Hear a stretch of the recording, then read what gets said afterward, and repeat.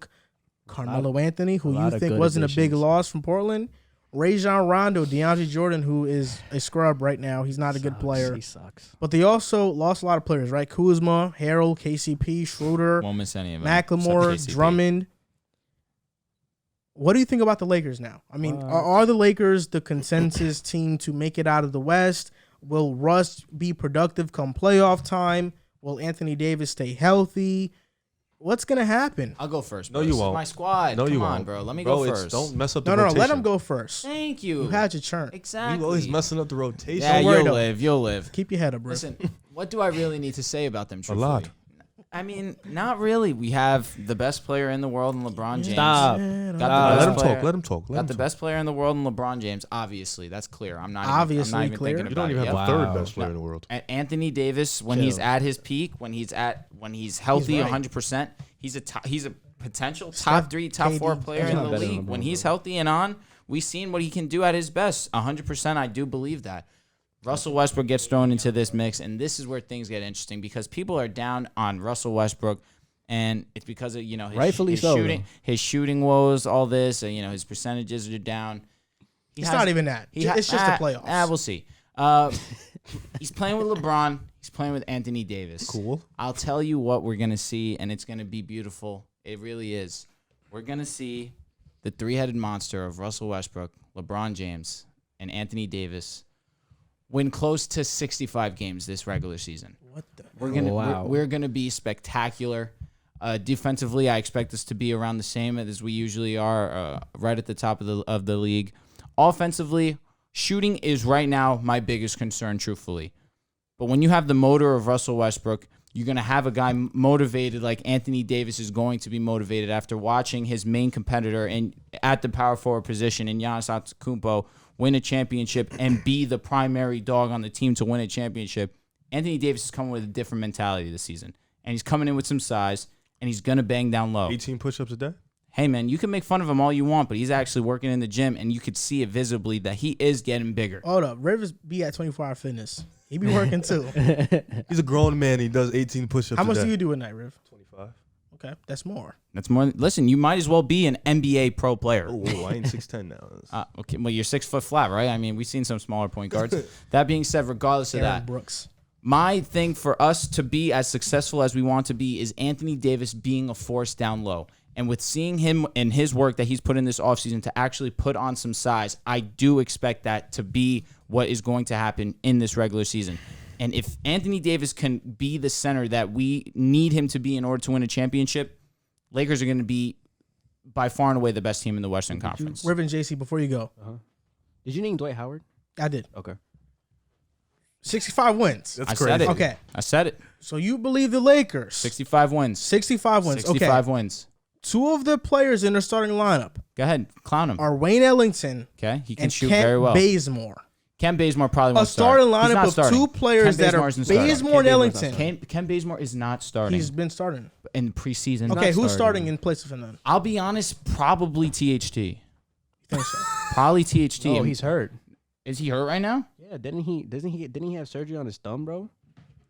Look He it up. might have. I believe. I'll take your word for it. But regardless of that, we still will have Melo coming off the bench. Kendrick. Well, Nunn will be okay, I'm coming talking off about the bench. starting lineup though. Ariza's going to be coming off the bench. We So have you so believe a much starting depth at this lineup line. with Kent Bazemore and I don't- Ellington but I is going to don't- win but I- 65 games? But I don't think Ken Bazemore is going to be starting. Let's just say he truthfully. does. But why do you want that? So it makes Because your narrative it's literally sound their better? starting lineup right now. In the preseason, dude. Well, He plays his yeah, position. they're gonna start that lineup to start the season. I don't think so. I don't really think Can I so. speak? I do want to hear I what was you actually say. extremely upset. Okay, while so you were talking. let's say it's not Bazemore. Let's say it's Ariza, right? I think can you manage Ariza? Because is he Yeah, good I enough? can manage Ariza. A starting lineup with Kent Bazemore and a 38-year-old Ariza. That's a 65-win team. As what he long said? as Russell Westbrook, LeBron James, and Anthony Davis are all healthy, what he said. 65 games. 65. Wow. That's what he said. Okay. Let's get into it. Please, let's.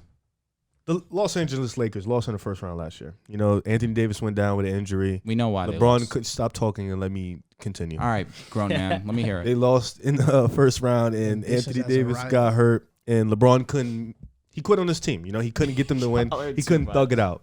They walk into the He did they quit, walk though. into the off season. They trade for Westbrook.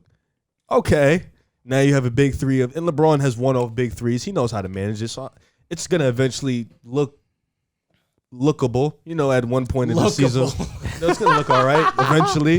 You know, they're gonna figure it out. This team won their championship in the bubble off defense and their bigs. You know, this team dominated, and they were able to switch when they didn't need their bigs. They were able to plug in, plug out guys, and they won off team unity. Of course, LeBron and AD leading the charge, and then of course defense. They were one of the best defenses in the league, especially when they locked in. It was really hard to beat them. This team right now, it's hard to look at me and say this team can play defense. You know, you look at Westbrook, and people love to say his motor, and I get it. The man plays hard on offense, but there has been times where he sleeps on defense. He's getting caught. Not this year. Stop. Not this Please, year. I let you talk. I let you say that Not nonsense. this year. Let me talk. I think lookable is actually a word. Is it really?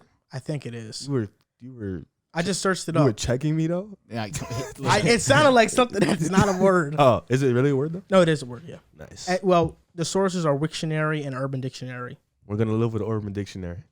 Valid. Lookable. Urban Dictionary is like the key prime website for words that are not words that people made words. So Westbrook, you know, he sleeps a lot. His shooting is horrible. You know, It is. in the playoffs, it's really bad. His free throw shooting has regressed. Yes, good. I didn't even have to correct you, bro. Regressed. Good stuff. His 3-point, I'm not even gonna get into that. But his mid range, even He his changed mid his range shot up. has regressed these last couple years, and I think doesn't look good. and it's interesting because Westbrook, you know, he's a guy who needs the ball. He needs the ball in his hands. You know, I think this is a guy who needs to dominate the ball. LeBron, he's going to play the 4 this year. AD's going to play the 5. I want AD to play the 5. That's your best success. Agreed. But the guys that you got, Trevor Ariza, Wayne Ellington, Good on defense, Ken good Bazemore. shooter. I watched Ken Bazemore all year last not year. good. His IQ is really bad. I agree. He's a starter. Yeah, he's a corner He's 3. not He's really gonna good start. shooting the corner 3, but he's not that good. You know, this team is really going to rely on Anthony Davis' health, LeBron being good in year 19. I repeat, year 19. And Westbrook, I have to repeat that because that's a lot. That's a lot. You know, and Westbrook. You're the tweet that says when LeBron turned 30, this can't go on for that much longer, and here we are 9 years later. You're relying on Westbrook, who's been one of the worst playoff performers in the last 3-4 seasons that we've ever seen in our era, like us, we've ever seen. So it's going to be tough, but nonetheless, their ceiling for me is the number 1 seed. When you have LeBron and a healthy Anthony Davis, you're going to be fine. You know, you could just add in that guy that plays the 1. You're going to be fine. You know, it's okay. Their floor for me is a 4th seed. I think injuries to AD could really because if AD gets hurt and I'm just looking at LeBron and Westbrook out there, you won't make the second round. You're that bad. But nonetheless, you know, floor 4th seed. I think this team has obviously the tools. When you have LeBron James on your team, you have the tools to make the finals. Yeah. But this team really is an Anthony Davis injury away from being a first-round exit yet again. Or LeBron. Yeah, but That's I trust obvious. LeBron That's to be obvious. healthy. Yeah. Like even if Westbrook get hurt, I think you guys will be okay. I agree. LeBron and AD goes down. It's over. Mainly AD. You know, you said he does his push-ups, I'm with 18 a day. You said said he's been. that. You said that. I saw it. But you said he's been in the gym. He has been. He's gonna have to bang with centers now, I'm like fine all with that. season. I'm Embiid, fine with that. Giannis, Basically He's does that done it already. Jokic. Exactly. He's gonna have to do it all season. No, he's done it Yeah. in spurts. He's gonna have to do it all year now. I'm ready. So we'll see how it goes, but nonetheless, ceiling 1st seed, floor 4th seed. I'm not really too fond of these old men on this team. I'm not too fond of your This guy's shooters crazy. because your shooters. You guys had 3-and-D guys, you know, KCP, THD. He's not a 3-and-D guy, but he could play D. I know Kyle what you're Kuzma was saying. actually a good defender. Offensively, he wasn't that bad, but he played good defense for a portion of the time. Danny Green was a good 3-and-D guy. We'll miss Caruso. You'll miss a lot, honestly. But nonetheless, you know, you guys are still a really good team. I just don't see you guys making the finals, but you can make the finals. I have the same ceiling and floor. 1st seed ceiling, not 65 games. No, that's an idiocracy. That's dumb. Idiot. Now, come You're on. dumb. Dude, it's LeBron, AD, and He Russell. hasn't won 60 games in 65 games in when? When has he ever even done that? He hasn't. He hasn't been motivated like this before. Yeah, this guy goes. He's motivated. He's man. motivated. Are you doubting the motivation of Anthony I'm Davis, Russell I'm Westbrook? 1,000% doubting AD's motivation Why? because I can. But exactly. Stupid logic. But go ahead, Joel. I want to challenge LeBron to record himself on video finishing past the first page of a book first. He always has. Yo, that's fuck. Yo, that is foul. That is foul. Internet's always- gonna come for you. Come for his ass. That is disrespectful. I always see LeBron posting Are you saying Instagram. LeBron can't read? That's what you're telling No. me? He could It's definitely. this running joke that LeBron reads the first page and he you a really LeBron didn't get fan though, past. but the worst one was he was like on the bike reading. Like, there's no way you're doing that. He was on a bike reading. He was on a bike reading, and he was like, great knowledge or whatever. I'm a LeBron And fan. I make fun of him for it. how do you multitask him like that? Like, When you're LeBron James, you can do anything. I don't agree. He could have been. You know, could be Phoenix. Taylor Rooks asked him about a book. She was like, "Oh, I read that book. What did you think?" And he was like, "I haven't read most of it, but very smart man. Smart man." It's great insight. It was like he was a very smart man. I know Smart exactly man. what you're talking Okay, Florida though, 4th seed. I think that's reasonable. Obviously, they have the big three. Okay, I'm not denying that. 6-5 wins is a bit You're crazy. disrespectful. I think you were being disrespectful To who? to Carmelo Anthony. Oh, I forgot he was on the team. Yeah, come I on. didn't forget. I'm just not worried about him. You said when we talked about Portland, you said he wasn't a big loss. He is a big loss, and he's gonna be a big gain for the Lakers. Let him know. Right? Let him know. There I'll are shoot it. nights where he's gonna be the 4th best player on this team, He is. and there are nights where he can be the THT. 3rd. THT. You think he's better than Melo? You gotta stop. He's gonna be the best You player, gotta stop with 4th best player this THT season. shit. You think he's better than Melo though? At the end of the season, he will be. Yo, THT sucks, bro. I need you to know that. No, I need you to know that. Time out. yo, Keep it a G. Is THT even better than Kendrick Nunn? Honestly, I don't know, bro. Stop. No, stop Kendrick Nunn's talking, not a bum, though. Stop talking like Kendrick this. Nunn's not a bum, You though. guys are None showing has fell me off. you don't Huh? watch. None has fell off. How you Laker fall off basketball. after a year? That's hilarious. How much did he average last year? It's not about that. It's like they stopped playing him. Did they really? Yeah, they What was did. their point guard? Goran. He just Goran's said they just better stopped than- playing him. Like, Nah, they really. I stopped. know They you know reduced his basketball. minutes. I In the know second you know half, basketball. I'm pretty sure he kicked That was up, one of though. the worst takes you've ever had. What? Talking to this man over here. That what? That Melo's better than No, THT? no, that THT sucks. That's flat out wrong. He's okay though. What do you think he is? He's a good player. he thinks he could be an all-star. He does. Easy. He do. You said he could be our 4th best player. That's an all-star? So he's better than Malik Monk, Yeah, he is. Kendrick Nunn. I think Malik He Monk would be is. more important because of his 3-point shooting ability. We looked up his per Ain't 36. that bad. I don't know if THT's better than this, bro. Look up his per He's not. 36. I don't know if THC's Per better than 30. Kendrick. Yo, dude plays not- 8 minutes talking about per 36. He plays more than 8 minutes. So Come it's on. like 12. Stop it. You guys got to stop All showing right, that let's you get don't back. watch Lakers. Let's get back to the Lakers. Please. I actually, I wouldn't be too mad if they win because I want Melo to actually win a championship No, that means a lot to me. and Russ to win a championship. I'm touched. I don't want y'all to win. But of course, I'm rooting for James Harden the most. That's my number one guy. The Lakers, look, man, they're going to be a great team. Come playoff time, though, I think a lot of teams match up well against them. I think the Jazz match up well. I think the Suns that just smoked Cha in the first round match up well. I think the Warriors match up very well, and they have the best player in the world right now in Steph Curry. The second best, I think, is behind Kevin Durant.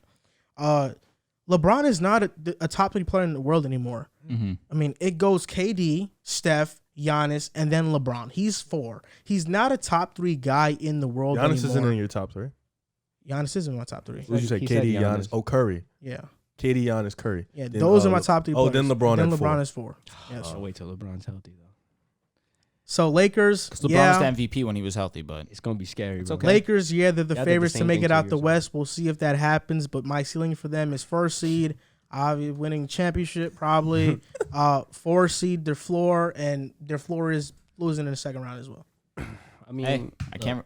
I like this Lakers team. I mean, yes, they have a big 3, bro. So, The What do you mean? big 3. The 'Cause when big Kyrie 3, Irving yeah. retires, have y'all watched it's a Westbrook dub. play lately? Like, honestly. Bro, but he's not going to need to have that load anymore. He's the 3rd best player. He's Exactly. never been the 3rd best player on the team. Wait. He just averaged a triple-double, though. No, I'm talking about just the playoffs. Like, have y'all watched him play? Oh my Bro, but God, we're he's not telling, played with but LeBron we're and telling AD. he's playing with AD and LeBron. No, wait. He's gonna be the third best That's player. what you're not wait. So wait. I think honestly, I'm gonna be. I think they're running through the West. I think Wait, they're so gonna can I beat ask you- anybody wait, in can I just- 6 games and under. I can I don't just- think any of these teams can like I just Phoenix. ask We you- can talk about everything they have. They're not beating the Lakers. Can I ask a What quick happened? question? His load is the reason why he can't hit open jump shots? Like serious question. That's a serious question. Is his load the reason why he can't open jump shots or free throws? Like, answer that. Westbrook. He can make free throws. That's why, because of not his load? amazing. What do you mean his load? You said he's struggling because he had. I didn't say he's struggling. I said he's coming into this year as a 3rd option. So I'm There's saying, not going to be much. but I'm saying, from but him. you said lately it's been like in the past because he said had the that. load. Did All I right, say that? so I'm Yeah, asking What you is said the that. one thing that's going to be asked of Westbrook on offense? facilitate. You don't think when he's open for a jump shot, it's going to be asked he has of to him? make the jump He's shot. gonna shoot it. He's gonna He's shoot it. gonna make it. I mean, look, What has that's Sean crazy. Lee- At what He's percentage? been working in the gym. After how many attempts? Listen, I'm going to speak it. I'm going to speak it out into existence. Russell Westbrook will shoot from the 3-point line 34%. So below league average. Yeah, But he shoots 34%. I'm lit. That's Exactly. not bad. He shoots 34%. I'm lit. It's like a milestone for him. Y'all could hate. If I'm, It's not hate. It's a fact. I understand that. That being said, he's been working on his jump shot, new mechanics. But my thing is this. My thing is this. 34%. If the big three Lakers come in and they have a great bench too, they have a really good bench. They do. But let's say they go into the playoffs against Phoenix, Utah, whatever. Are you guys really sitting here and telling me they're gonna beat a team with Westbrook, LeBron, Anthony Davis if they're all healthy? Why do you guys keep saying Westbrook like he's a playoff god? Bro, because he's going to be the third It's Russell Westbrook option. at the end of the day, though. Well, it's the it's playoffs. Russell Westbrook as Hold the on. third Let option, me though, help you out. bro. What does that- Let me say it's something real Russell quick. Westbrook as the Think third about what we option. did to the Suns with just Anthony Davis being healthy. That's because Anthony Davis playing at god level. I agree, but you're telling me now that, of course, this is all us being healthy because that's what it comes down to. Without AD, you're 100% right. We're nothing. That being said, you're telling me that now we add Russell Westbrook to Anthony Davis also being healthy, with LeBron also being healthy.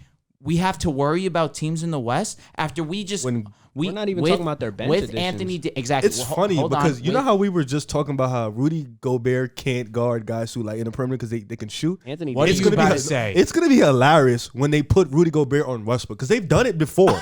Like no god, they look like they. That's funny. You're laughing, but No, they've no. legit Yes, I'm with done you. it before, Yes. and it's gonna be funny because he's gonna really be able to help when they have to stop. But then AD. he's gonna blow right by him. Like that's barbecue chicken. That's not. That's not gonna happen. Russell isn't blowing by Gobert. That How are you gonna hasn't blow by happened. somebody that's already in the paint?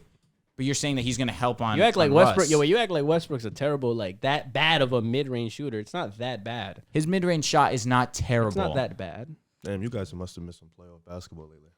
I mean, Bro, it's not that. It's just you're missing the against fact. Philly? You're missing the fact that he's coming in as a third option, bro. He's not Coming going in to as a need to third option dominate the is ball gonna or do change. any You of can that. shoot it now. If you can't shoot, you can't shoot, bro. He's gonna Like, have that's a lot it. more Like, room. can't shoot, you can't shoot. But why is that the end all be all when he's playing with Russell? When he's playing with LeBron James, Anthony Davis, LeBron people who have teams, won a LeBron championship. teams are predicated on if. So 80, LeBron so teams are 80, so predicated 80 to can't, shoot. so 80 can't stretch the floor. He can shoot threes. Can LeBron like Stop we're not it. saying at an elite clip. Stop thinking about it as an elite clip. At Can a he good stretch the clip? floor? Solid clip, 35% league He average. did that last year. I'm saying, Nah, can he? All right, he can. But course that being he said, can. last year Anthony Davis was pretty mediocre. LeBron from three LeBron last can't year. be league average. Then you have Wayne Ellington. You have other LeBron's a shooters off the solid bench. They three-point can't shooter. be league average. You think they're gonna just stack them out there with everybody who can't shoot? They You're lit- wrong. they- Then you're wrong. I don't like. I don't. You're think, wrong. And Westbrook's role this year is going to be as a Melo- primary Wait, so playmaker. Jay- hold on. LeBron's playing off ball this year. So hold up. These are our predictions. LeBron can play off ball. So you have the Lakers making the finals or no?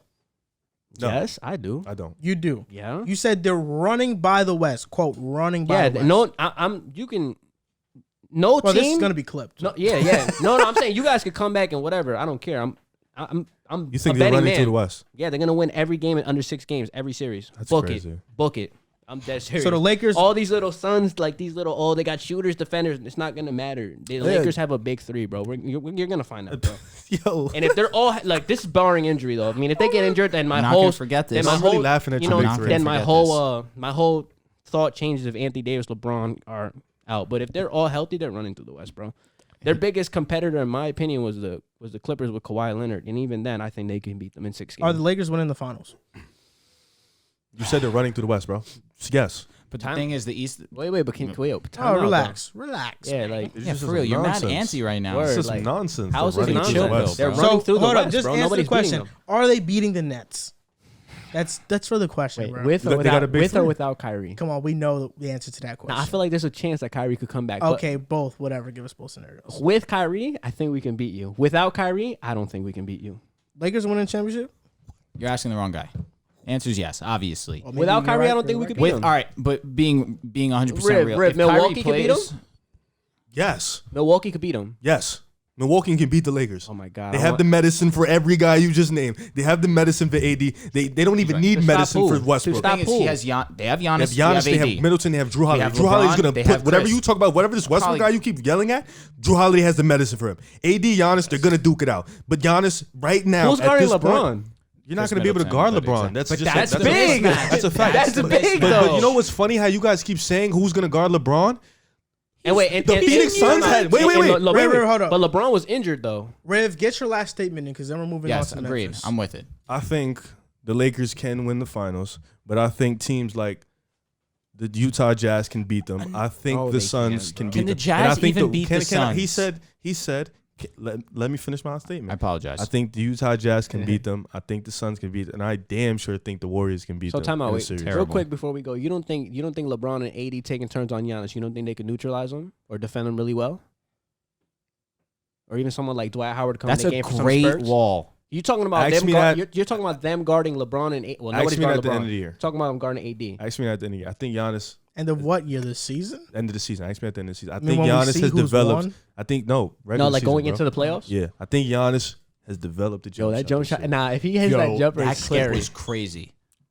But I think still, he's developed a miracle. I'm gonna be honest. If Chris Middleton and Drew Holiday don't show up, they're not winning. Well, Westbrook is That's going to show obvious. up, so They're not winning. that breaks that. Don't They're not winning. regret this. On to the next They team. might not even get past the Nets. The Memphis Grizzlies. Talk about a low-profile team to ease the mood in here a little bit, ease the tension. It's a bit hot in here. You guys can't feel it, but we can. It is pretty hot in here. I am sweating on my forehead. Memphis Grizzlies 38-34 last year, lost in 5 to the Utah Jazz in the first round. John Morant had a hell of a series. They added Zaire Williams, Steven Adams, Sam Merrill, and Jared Culver to the roster. Lost Jonas Valanciunas, Grayson Allen, and Justice Winslow. Now, what can the Memphis Grizzlies be?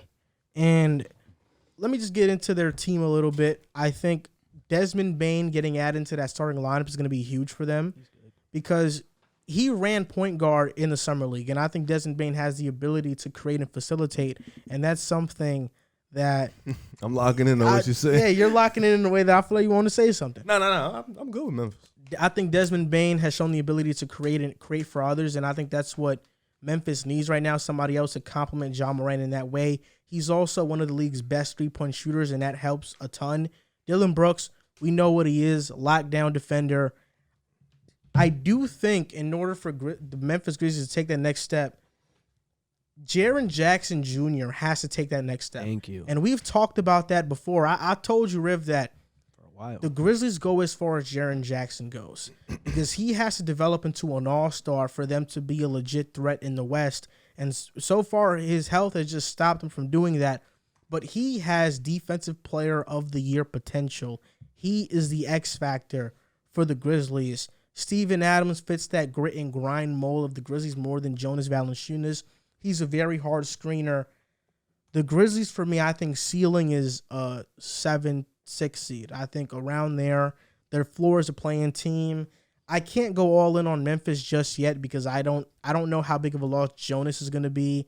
I'm not sure how they're going to look. I don't know how Zaire Williams is going to develop. They do have a very deep team, and I wouldn't be surprised if they shock everybody and get like a 5th seed in the West. But the Grizzlies, to me right now, there's just some question marks that I can't go all in on them just yet. But they are a very good team. Yeah, this is a good team. And this team, I think their ceiling for me is a 7th, 8th seed. Their floor is a play-in. I think they're going to be in the play-in no matter what. This team grinds out wins. They get wins. I'm really looking to see how year 3 John Moran looks. Coming off the playoff performance where he averaged 30. He gave Utah fits. And even in the regular season, you saw marginal improvements, but not really a big improvement in the box score. You're hoping to look at that this year. Like you said, Jackson Jr., he has to take that leap. Defensively, he can be a defensive player there. Offensively, he's able to stretch the floor, and he's able to handle the ball. I think his development is huge. Dylan Brooks, you want him to be more efficient this year. You want him to take better shots. Defensively, he's going to bring that same edge. Desmond Bane, you want him to continue shooting at a high clip like that. This team, like you said, is deep. They have good continuity. They have a good coach who's bonded with the guys, bonded with the players. It's a young team that respects their coach, and I think this is a team that's really going to be good for a long time. It's just development has to be inside and home. They have to play. So I got them, like I said, ceiling 7th, 8th seed, floor play-in regardless. Nonetheless, I just think they're going to be in that 7 to 10 range. I think they're that good. This is a team that we saw in the bubble duke it out with Portland for that last spot they lost. And then last year they beat Steph and the Warriors and they got into the playoffs. And they gave Utah some trouble. It may not have been some major trouble, but this is a young team. They gave Utah some trouble, So I like this team, Memphis. Game, right? Without Don, though, right? First game, yeah. And I like this team. I like Memphis. Yeah, I know I love Josh, so that's my ceiling. That's my ceiling and that's my floor. I put you on, Joe. I really did. You really didn't. I really did. Yo, what's wrong with you guys? You didn't even know what high school he went to. I'm dead I didn't, but I knew what. I'm dead serious. I knew him really as a did. freshman. You didn't know him as a freshman. I'm dead serious. I really did. But bro. you didn't know him as a freshman. I sent him his highlight reel. I'm like, yo, this kid is amazing. He's like, who's that? I'm gonna check him out. Literally what you said. You can never tell me about a college. You're lucky my last. You're lucky my last phone broke, bro. Do you believe You're that? lucky. Them telling me about a college player, bro. One time, Given your history, I don't believe it. But if he says it, I gotta listen, bro. Also, What is he gonna lie about? I put him on, bro. Did you? So Definitely you told him didn't. John You definitely Moran 100% exists? did Told it. him about No, you John didn't. Moran, bro. No, you, did. All You told me right. about Donovan Mitchell. I That know one I you did were that. correct about. John Moran, no, you didn't, bro. I knew him as a freshman, bro. You know, I was telling everybody about John Moran. Like, he gonna be different, bro. Well, the thing about John Morant He is wasn't that even every ranked year coming that out he's of been in high the school. He's a NBA, liar. the Grizzlies have gotten better. Yeah, for sure. John Morant is a special type talent, but there are some things that have been concerning me. You look at the Grizzlies, and they've been primarily built through the draft. And this draft that they just had, they passed on James McKnight, and I thought that was a mistake because I felt like their need was a shooting guard, truthfully. And Bucknight obviously fills that role, and Bucknight, we see him having success over in Charlotte. But they needed another scoring option that could take some pressure off John Morant, and instead they go with Zaire Williams. And that was an interesting pick to me because obviously I don't think Zaire has the frame to play the small forward position. I believe that they already had Dylan Brooks, even though they were contemplating shopping Dylan Brooks this off season. But I didn't think that was a great a necessity overall, truthfully. And they go and they trade Jonas Valanciunas. Now, that's very puzzling to me because Jonas allowed them to space the floor a little bit, but it's definitely more of a spacing than what they're going to have with Steven Adams.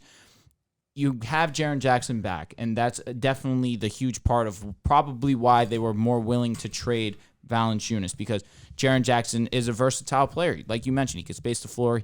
He has a decent handle. He has a decent shot. I understand where they feel like they can move on from Jonas, given the fact that Steven Adams is a solid defender in the paint, and then Jaren Jackson has that versatile type scoring ability too. But overall, I'm concerned with the moves that they've been making lately, and I understand that they were an 9th seed really, but obviously won the play-in tournament against the Warriors and clinched the 8th seed. But I just think that there are other teams right now that I like more than them, and it's nothing against Memphis. It's just that I think that losing Valanciunas is going to hurt them, and I can't really trust Jaren Jackson, truthfully. He only played 12 games last season. So it's not – I do believe Jaren Jackson is going to be a big part of this team for sure, but it's not like I can rely on Jaren Jackson. So for my ceiling for them, obviously they were the 9th, 8th seed last season.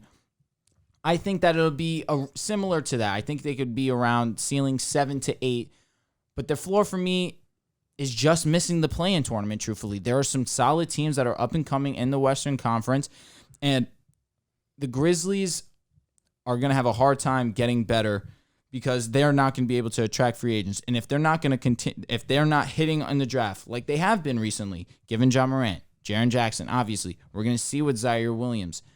It's hard for me to say that they're going to continue to have success, even though obviously John Morant's only going to get better. I just see other teams continuously getting better with them.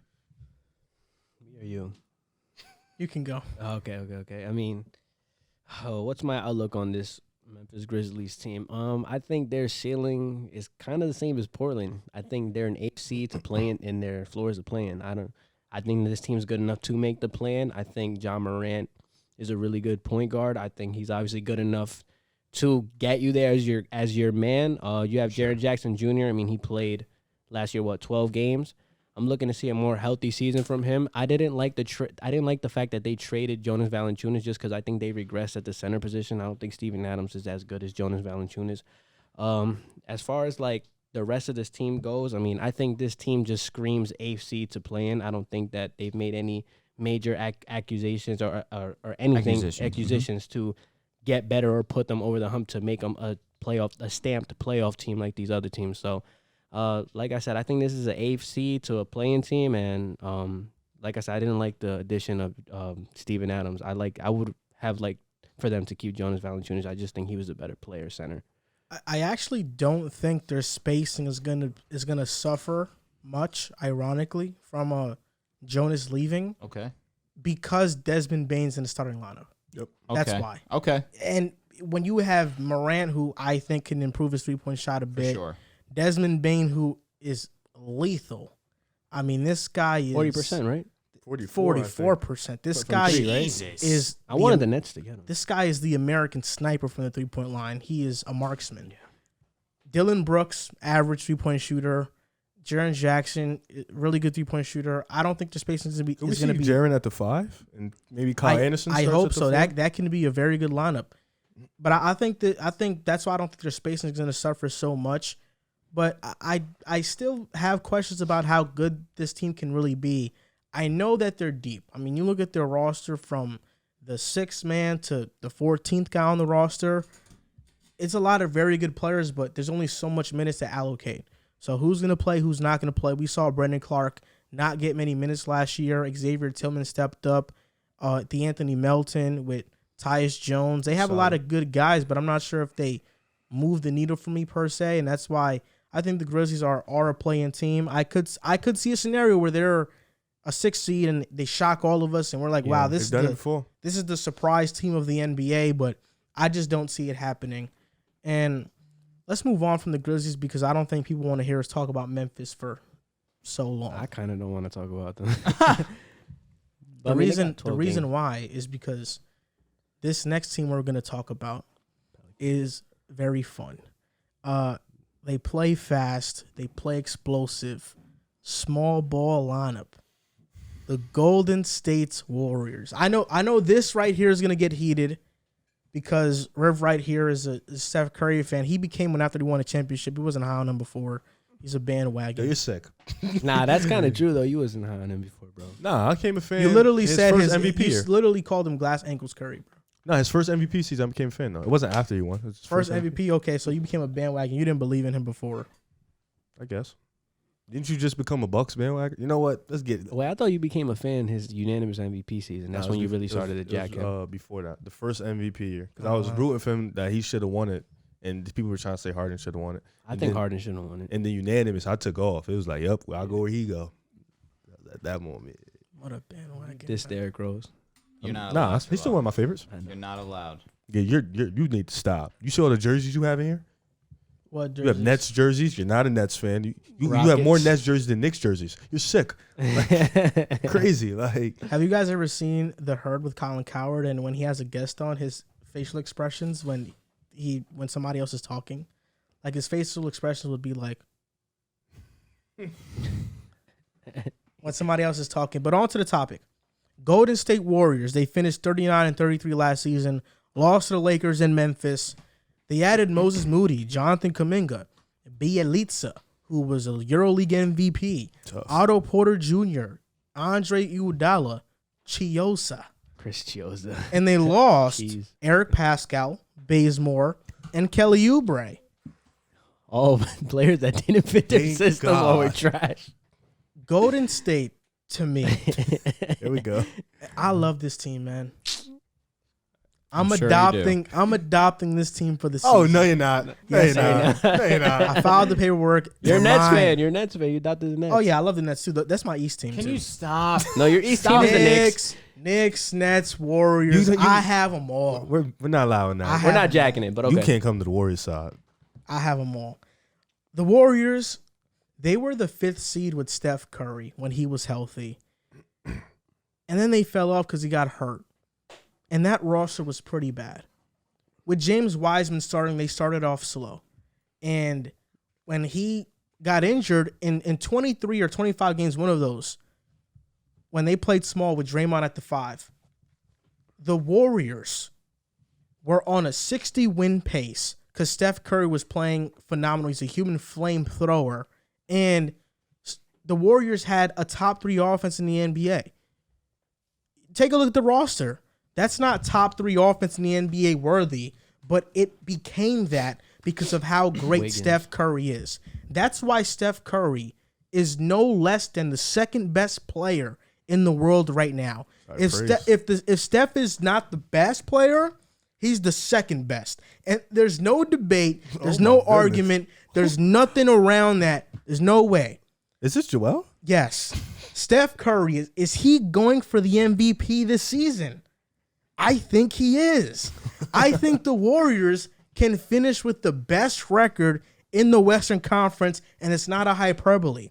I believe in this team. I don't know if they'll be the best. I had them slotted as a 2nd seed. But the floor for them is a 5th seed and no less than that. This team, Steph Curry, Jordan Poole, most improved player campaign. He's my pick to win most improved player. He averaged 12 points last year. I think he can average 18 this year. Last year, without Oubre on the floor with him, he averaged 16. Oubre stagnated the offense so much. And you look at the depth. They just have so many smart players with Juan Toscano Anderson, who is a baby Draymond. This guy is smart. He's intelligent. His IQ is off the charts. Bielitsa, high IQ, European player, EuroLeague MVP. This guy, his body doesn't look like he's a great player, but his IQ is high for the game. He's like the Einstein of basketball. And Iguodala, smart player. Porter Jr., 40% three-point shooter. Bradley. And this gets into my other point. The Warriors drafted James Wiseman with the 2nd overall pick. And in hindsight, it's going to be a bad pick. Because if you're a young player, you should avoid getting drafted by Golden State. For this one reason. You won't get the chance to develop. Right now, they're talking about moving Kuminga to the 4, which is basically making him Al-Farouq Aminu. Moses Moody's probably not going to play much. Wiseman. Golden State wants to go more all in on this small ball lineup. So even when he does come back, he's not going to play insane minutes. I just think young players that get drafted to Golden State don't have the opportunity that they would have if they would get drafted to an OKC or a Houston or Toronto, like what Scotty Barnes is right now. The opportunity isn't there. So if I was a Warriors fan, I wouldn't expect much from Wiseman, Kuminga, or Moody, because these vets are going to play. But the good thing is they will be a top team in the Western Conference. They will be the 2nd seed in the West. Hey, Drew. What's going on, man? How you doing? I'm all right. I thought he said so. Like you said, you kind of nailed everything on the head. This team was a 5th seed. When Steph Curry played, when he didn't play, they lost every game, and they became where they were because he didn't play. But this team, when his team was healthy, they were a 5th seed. Steph Curry's coming in with a chip on his shoulder. Klay Thompson's coming back by Christmas with a chip on his shoulder. Draymond Green with the same thing. This team feels like they could still get it done. With the additions of Otto Porter Jr., who could play the 3 to 5 in the small ball lineup. What's his name? Bielitsa. Yeah, I could not pronounce that. You're right, though. The Warriors have a chip on their shoulder, and it's not from the vaccine. Yeah. You got to stop. That was a good one, though. That was trash. Should have laughed. But yeah, the Warriors have a chip on their shoulders, and they've built their team around a lot of veteranship, around of IQ, around of leadership. And I think, like you said, the young guys might not get some runs, but that's going to be okay because at this moment they don't need them to. They're dealing with teams like Utah, Phoenix, LA. They need guys who are smart. Last year, what troubled them is they didn't have a lot of smart guys on the court. They had a lot of guys who didn't understand the system, nor they just didn't understand smart basketball, a.k.a. Kent Bazemore, who's now playing with them. Oubre, he's Oubre. So now this year they plug in guys who are smart guys who understand the system, who can play within the system, and guys who just fit around Steph Curry. And I think those additions are great. My ceiling for them is they can be a number 1 seed in the league. I don't think they will end up being it, but their ceiling is they can be a number 1 seed. Their floor for me is 5th. I think they're a lock for the playoffs. And I think this team can make the finals. I think this team can match up with teams I think this is a dangerous team for Utah because of their small ball lineup. I think they can match up with the Lakers because they're the only team in the league with a guy who can stop Anthony Davis on a consistent basis in Draymond Green. So I think that the fact that they have that kind of hinders the Lakers. So I think that's a great matchup for them. Phoenix, I think they can compare with them. So I think this is a team that has the tools to match up with any team in the West. This is my pick to come out the West and make the finals. But I think their ceiling is a first round, floor, 5th, and I think this team has all the tools to make the finals. Not win it, but all the tools to make the finals. Imagine they play the Nets in the finals. Lit. All right, now that that's over, you guys said a lot of things. And you're about to say nothing. But you guys are saying this as if Klay Thompson is going to come back and be that guy. Doesn't need him to be. No, that's what no, they need him to be that. Without Klay, they can be the 2nd best team in the West. Without Klay, really, can after finish they with that. just finished 9th in the Western Conference, they can come 5th back with the year Curry. after. You're going to play that 9th card. I'm just saying, I get it. bro, they didn't even beat Memphis. 5th with Curry healthy. Can I ask you a question? Please. When you lose to Phoenix, when we bring up you losing to Phoenix, what do you say? AD what? AD who? Were you guys AD hurt? didn't?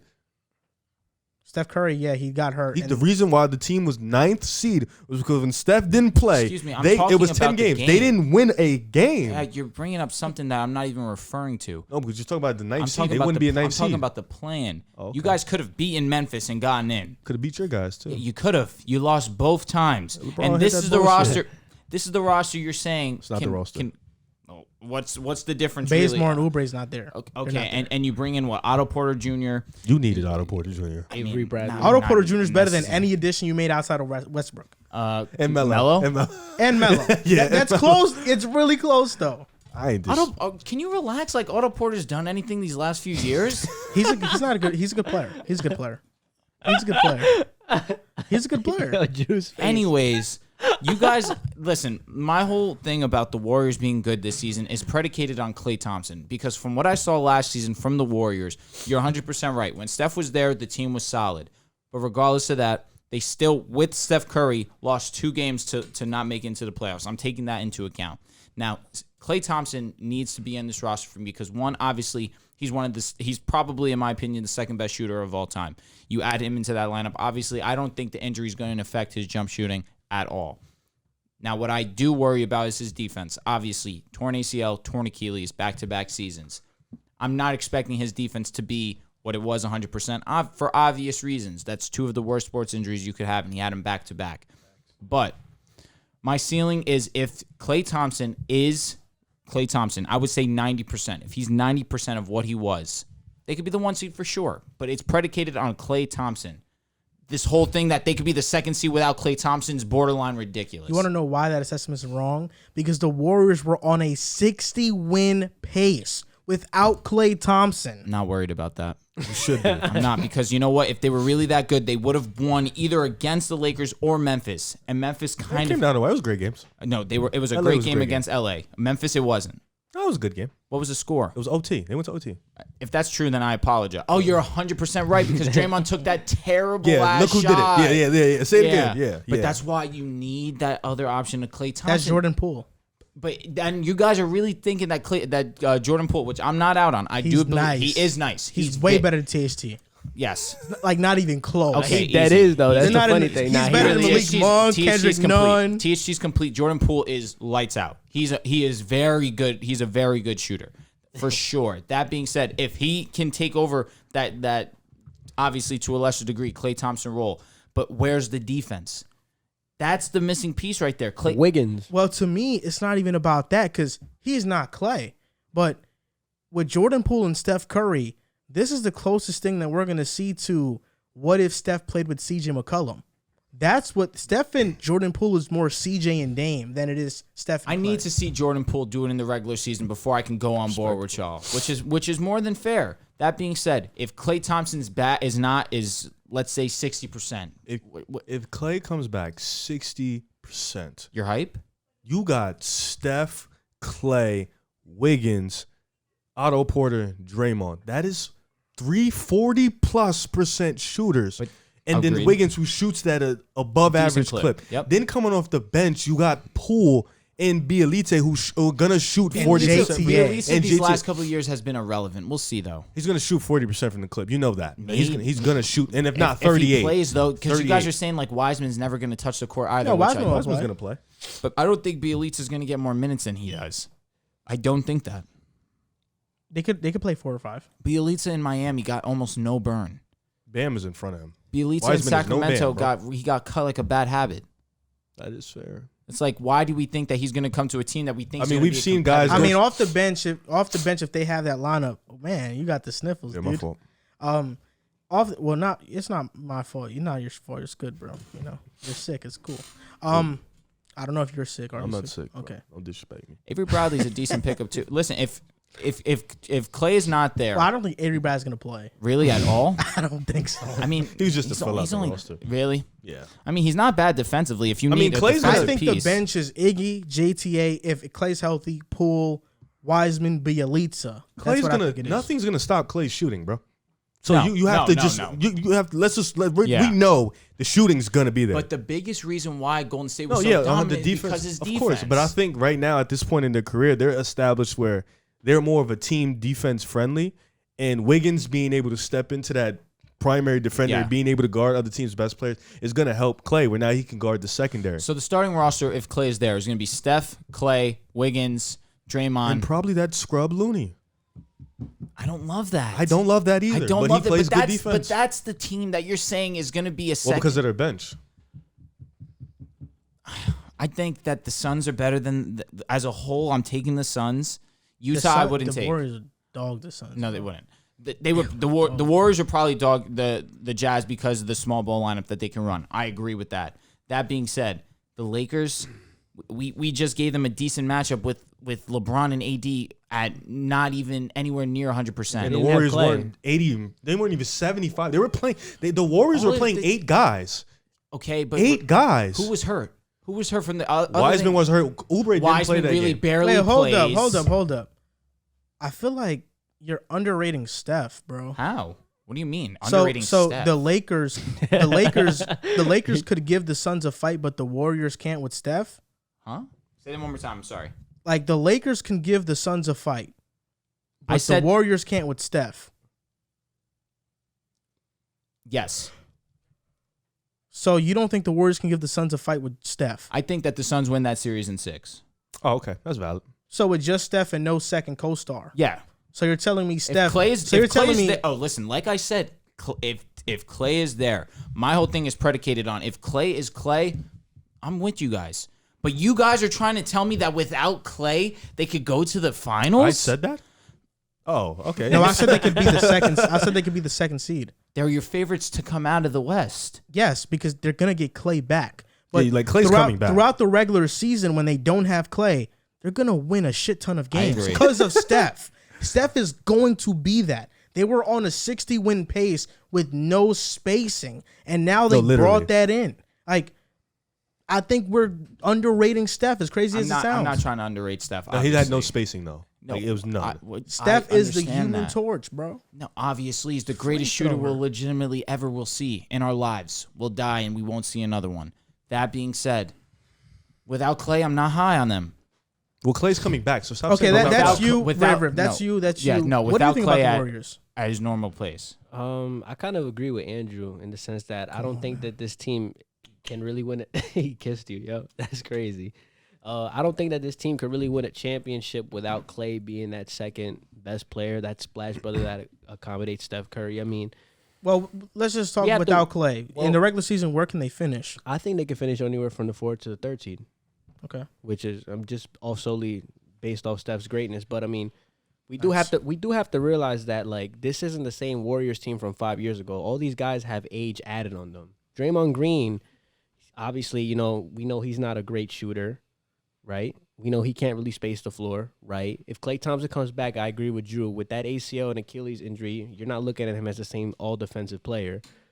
And then with Andrew Wiggins, I mean, like him being your primary defender, he was a very good defender last year, but I don't know. I just think certain matchups in the backcourt or wings are just too much for him defensively. I think Klay at his peak is a better defender than Andrew Wiggins sure. was guarding the best guards, and I think that's kind of a heavy burden to put on Andrew Wiggins. But with that being said, I mean, I think the Warriors I think their ceiling is probably 3rd seed. I don't think they'll finish better than Utah just because Utah tries really hard in the regular season. They're a regular season team.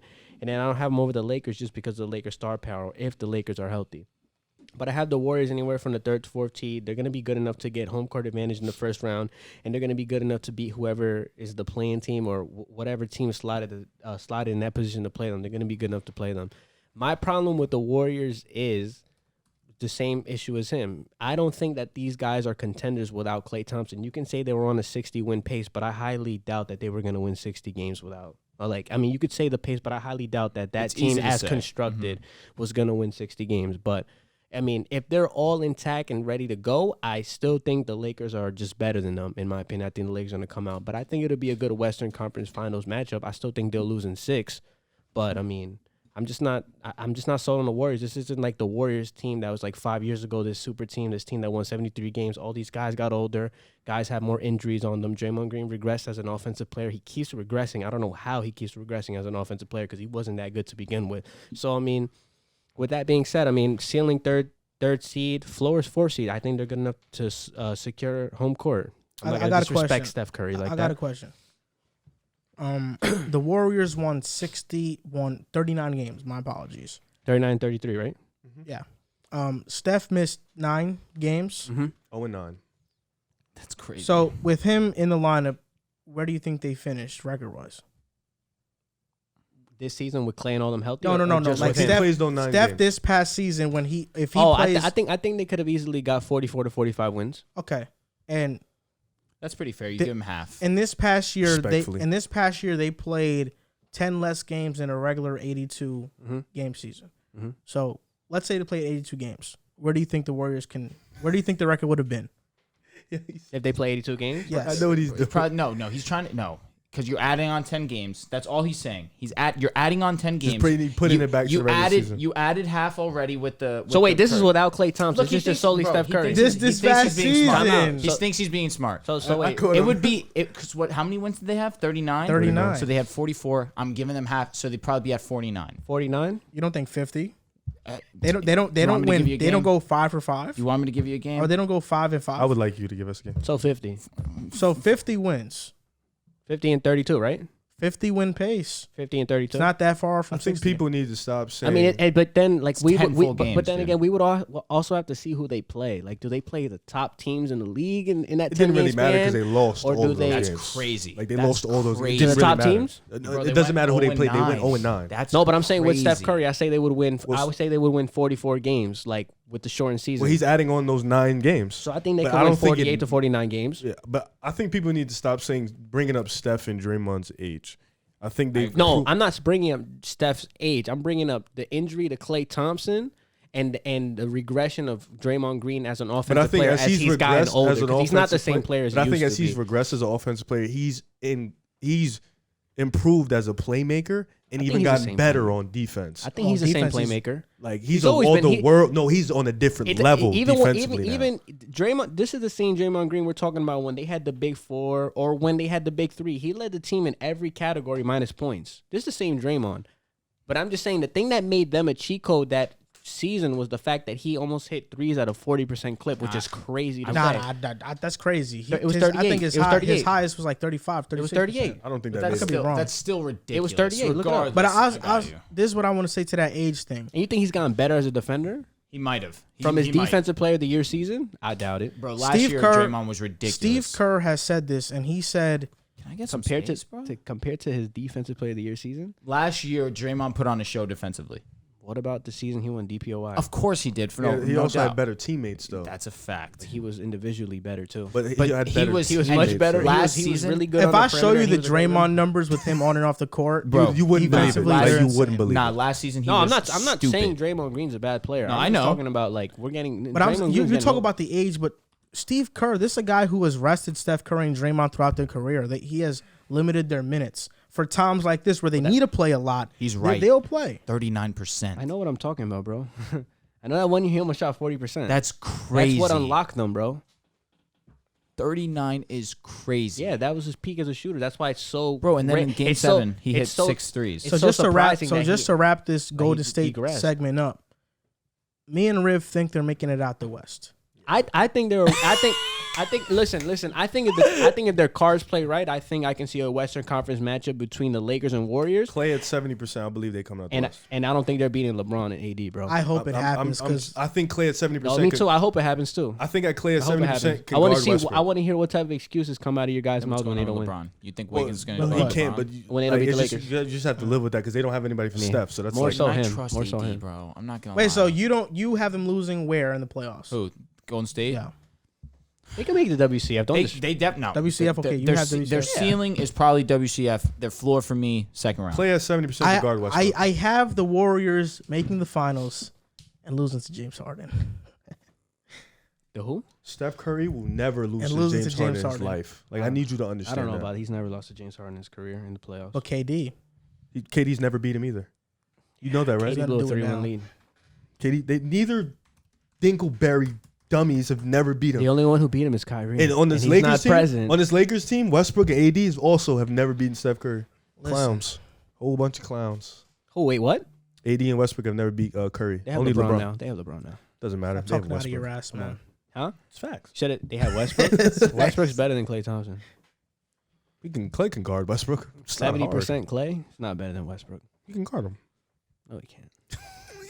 Clay Not is coming more off. Not coming valuable- off his injuries. Clay is more valuable to more teams than Westbrook at this stage. You of probably his put career, Andrew Wiggins on him. if he's out. No, you won't. No, I'm saying if Klay Thompson regresses You don't defender, waste probably put Wiggins Andrew on Wiggins. Westbrook, bro. You put him on LeBron. Yeah, You can't don't guard waste LeBron. Wiggins on Westbrook. You have to stop, bro. For real. He can't guard LeBron. Just But put I Looney understand on that, but you don't Westbrook. waste Wiggins on Westbrook, bro. You don't waste his You could defense put on Westbrook. JTA on Westbrook too. Yeah, you can just put. You think those guys can guard him? You have- stop disrespecting. You don't have to Westbrook guard like Westbrook. he's This a guy's crazy, garbage. bro. No, you talk Nah, about you talk about Westbrook him like You he's guys dead talk about him whack. like he's Shit. an offensive Not machine. even. Not even.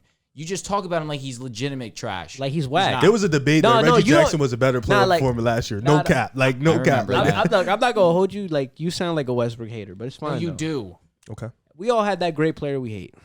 It's because they play with LeBron. That's all that it is. Nah, he's hated Westbrook for a while, bro. Really? He hasn't been good in the playoffs for a while. It has been a while. What the hell? It has been. It's like, what do you confused about? But I'm just my letting thing you is he's know going as he's a third option. Yeah, but he still has to be able to So hit let's jump move on. shots. Let's LeBron move on and to the AD, San baby. Antonio Spurs. Oh my Oh, god. seems They boring. finished with the 10 seed last year, 33 and 39. They lost in the play-in to Memphis, and they added Josh Primo, Doug McDermott, Zach Collins, Brent Forbes, Jock Landale, Chandler Hutchinson, Thad Young, and Aminu.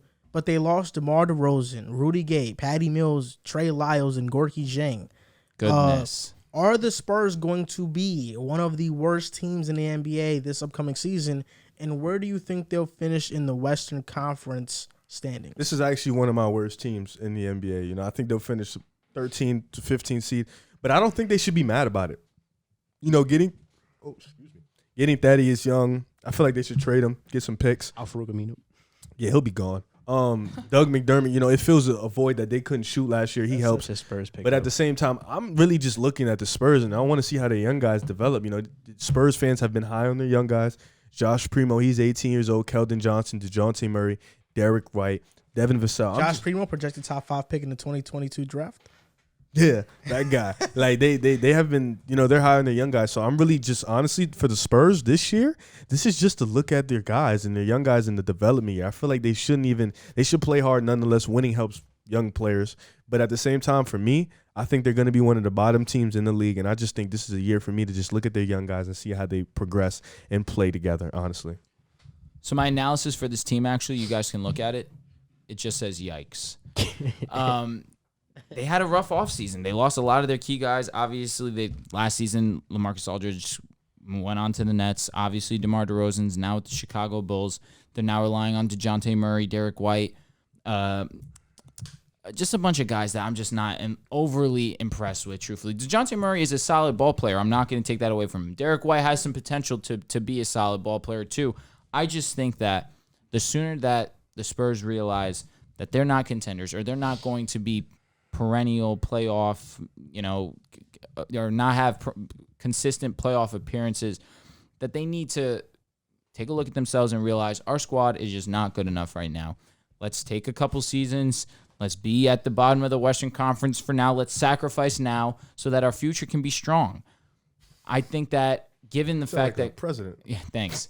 Greg Popovich obviously is a fantastic coach, and that's something that Spurs Nation loves to bring up to us, and that Pop will never allow his team to quit or give up and have that losing mentality.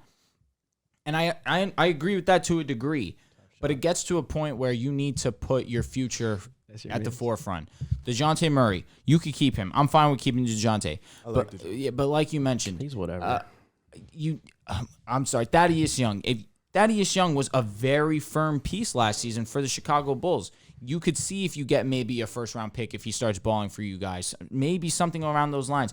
Try and stack up some draft capital. What do you mean bowling for you guys? Why are you playing at me? Because you're a Chicago Bull fan, aren't you? He's not on my team anymore. I understand, but he was balling for you guys. This guy, I was unbelievable. confused. Regardless, Spurs, their ceiling for me is probably around 11 or 12, given the fact that Popovich is a solid coach. They just never seem to quit for some reason. It's not out of the realm of possibility it gets around there, but for me, their floor, is the worst team in the Western Conference. It's really possible this roster is not that good overall.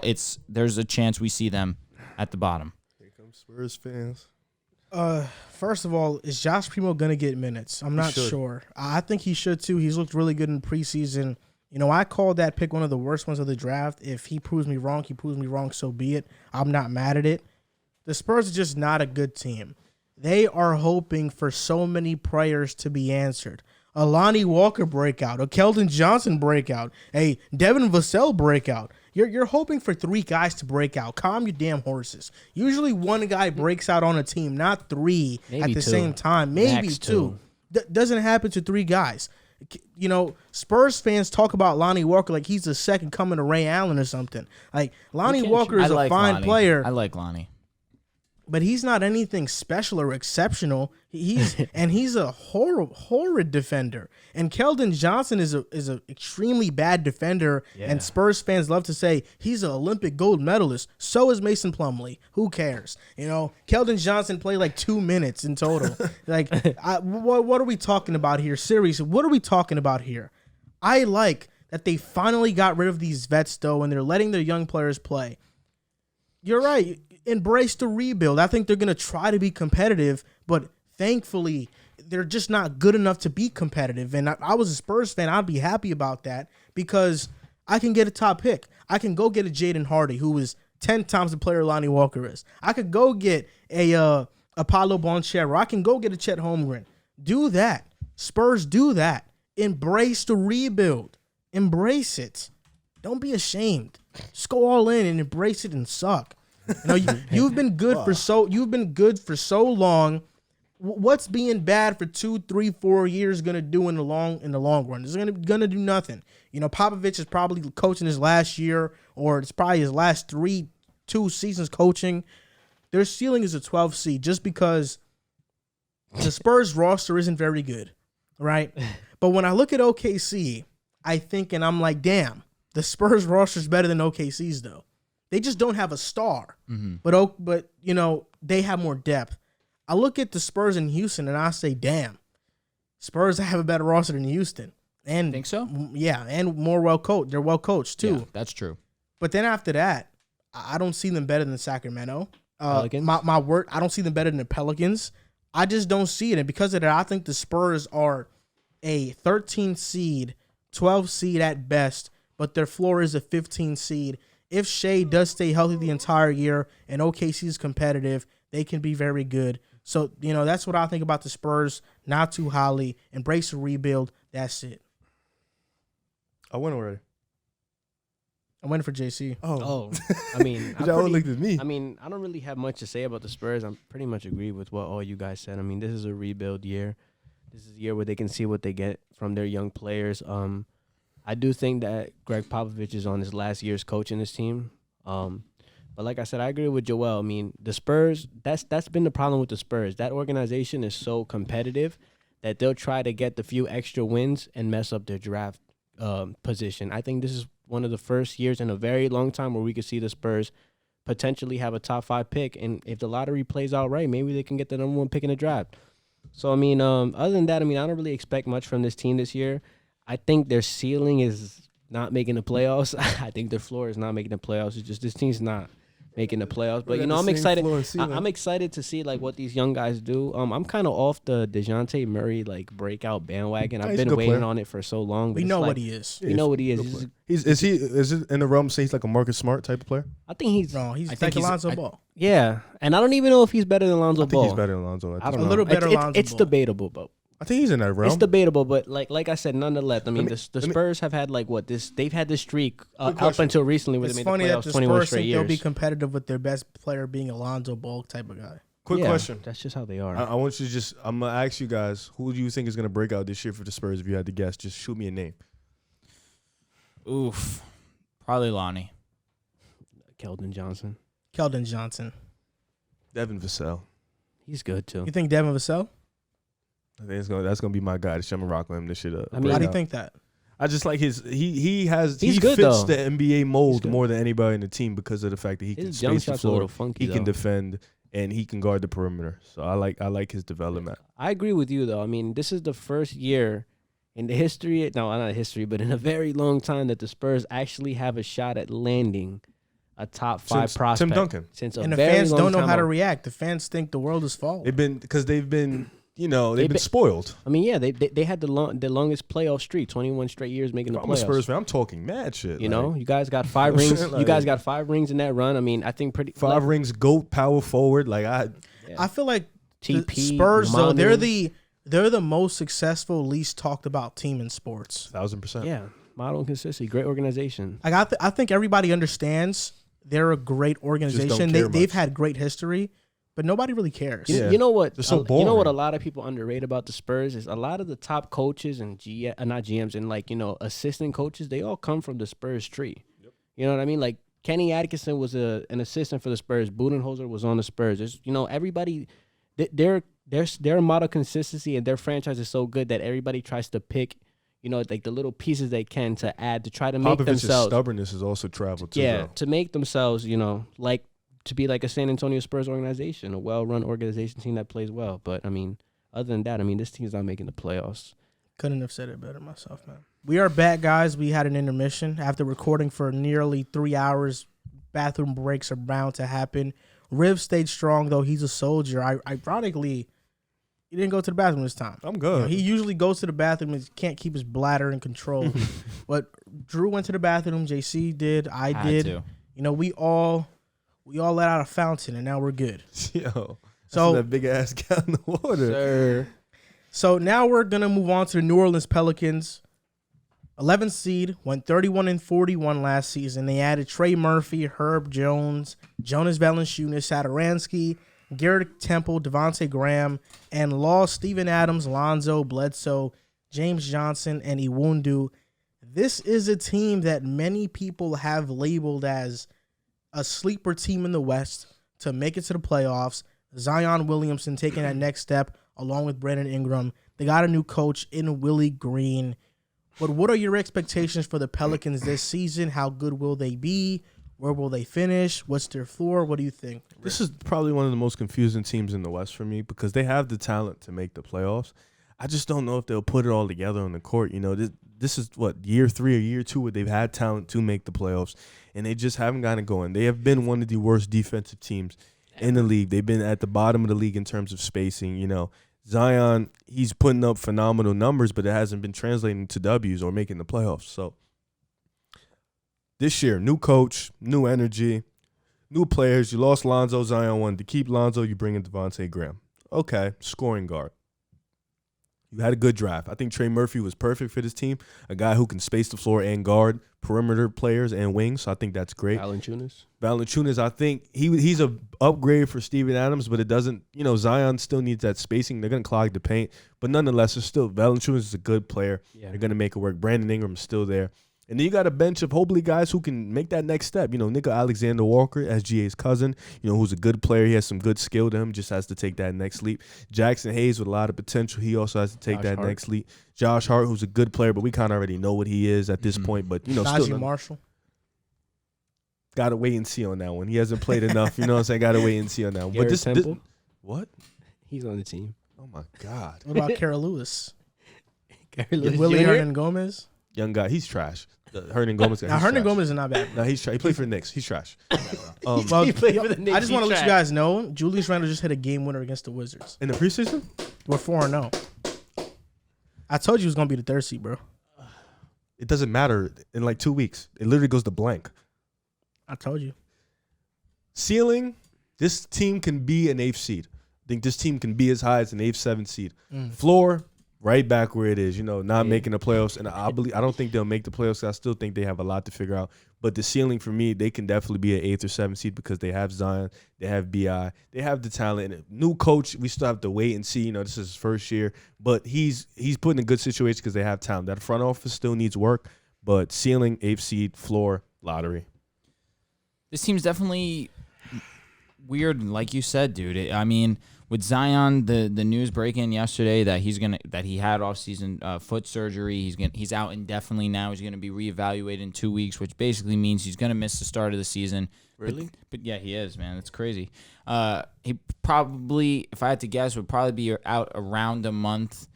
But that's just not how you want to start a season, obviously, with a team that obviously is built around Zion. Obviously, you have pieces like Brandon Ingram, Jonas Valanciunas is now coming in. I think that you would have wanted the maximum amount of games played together to build that team chemistry. Now, without Lonzo Ball, you would expect this offense to not be as, I don't want to say the word stiff, but as primarily focused on getting everyone the ball. Now it's really Zion's going to be trying to facilitate the offense primarily. Then you have Brandon Ingram, who's going to obviously handle the ball and get his bucket the way that he normally gets his bucket. But now that Zion's out, now we're going to see this first month of basketball with Jonas and Brandon Ingram. Now, I have my doubts about Brandon Ingram in terms not of his play, obviously, but in terms of him impacting the game to win. From what we've seen in the Pelicans, he really hasn't been much of a winner. You gave him Zion Williamson. Of course, Zion is still young, but it's not like they've even been close to sniffing the playoffs, truthfully. And Brandon Ingram definitely has gotten better over these last couple of years for sure. But again, what has it really done in impacting the win column? Defensively, this team is not the best, truthfully. Offensively, outside of Brandon Ingram, outside of Zion, I don't love the offensive firepower here. I do like the pickup of Devontae Graham. He was a solid player for Charlotte. Solid is like the best word I could use for him because he's a decent shooter, decent defender. He just isn't that doesn't move top the needle. Exactly. Yeah. Thank you for helping me out there. But I do like the Jonas addition, especially because Steven Adams really clogged the paint up and really that limited Zion's ability to drive or do anything kind of creative to get into the paint. But now you get Valanciunas that could stretch the floor out a bit. It allows Zion to get into the paint with a little bit more ease. It's just a matter of when Zion's going to get back out there. And I do have my concerns with this team overall. I don't know what to expect from this head coach. So I feel like my ceiling for them is pretty similar to Rivs. I feel like I'm going to be a little bit more stingy though. I feel like the ceiling for them is probably the ninth seed. They're just not there yet. And there's just a lot of teams in the Western Conference fighting for that play-in spot. The Western Conference play-in really is a decent group of teams there. And I don't think the Pelicans are with those guys. I think their floor is about where they were basically at last season. I believe they were the 12th seed last season. I would say they're probably around the 12th, 13. 11th. They were 11th last season. So I feel like their floor probably still is around 12, 13. If they finished around the 11th, I wouldn't be surprised either. But it's just it's a weird piece team together that needs Zion, obviously. And if Zion's already missing time, that's not a great indication. I was very high on the moves this team made in the offseason. But after reevaluating what's happened recently, with Zion having surgery on his foot, with Zion showing up overweight, not looking in shape. Nah, I was gabbing. And Zion's injury is caused by it's not anything to be too weary of. It's just he trained so hard in the offseason that a lot of stress was on that foot and he got hurt because of it.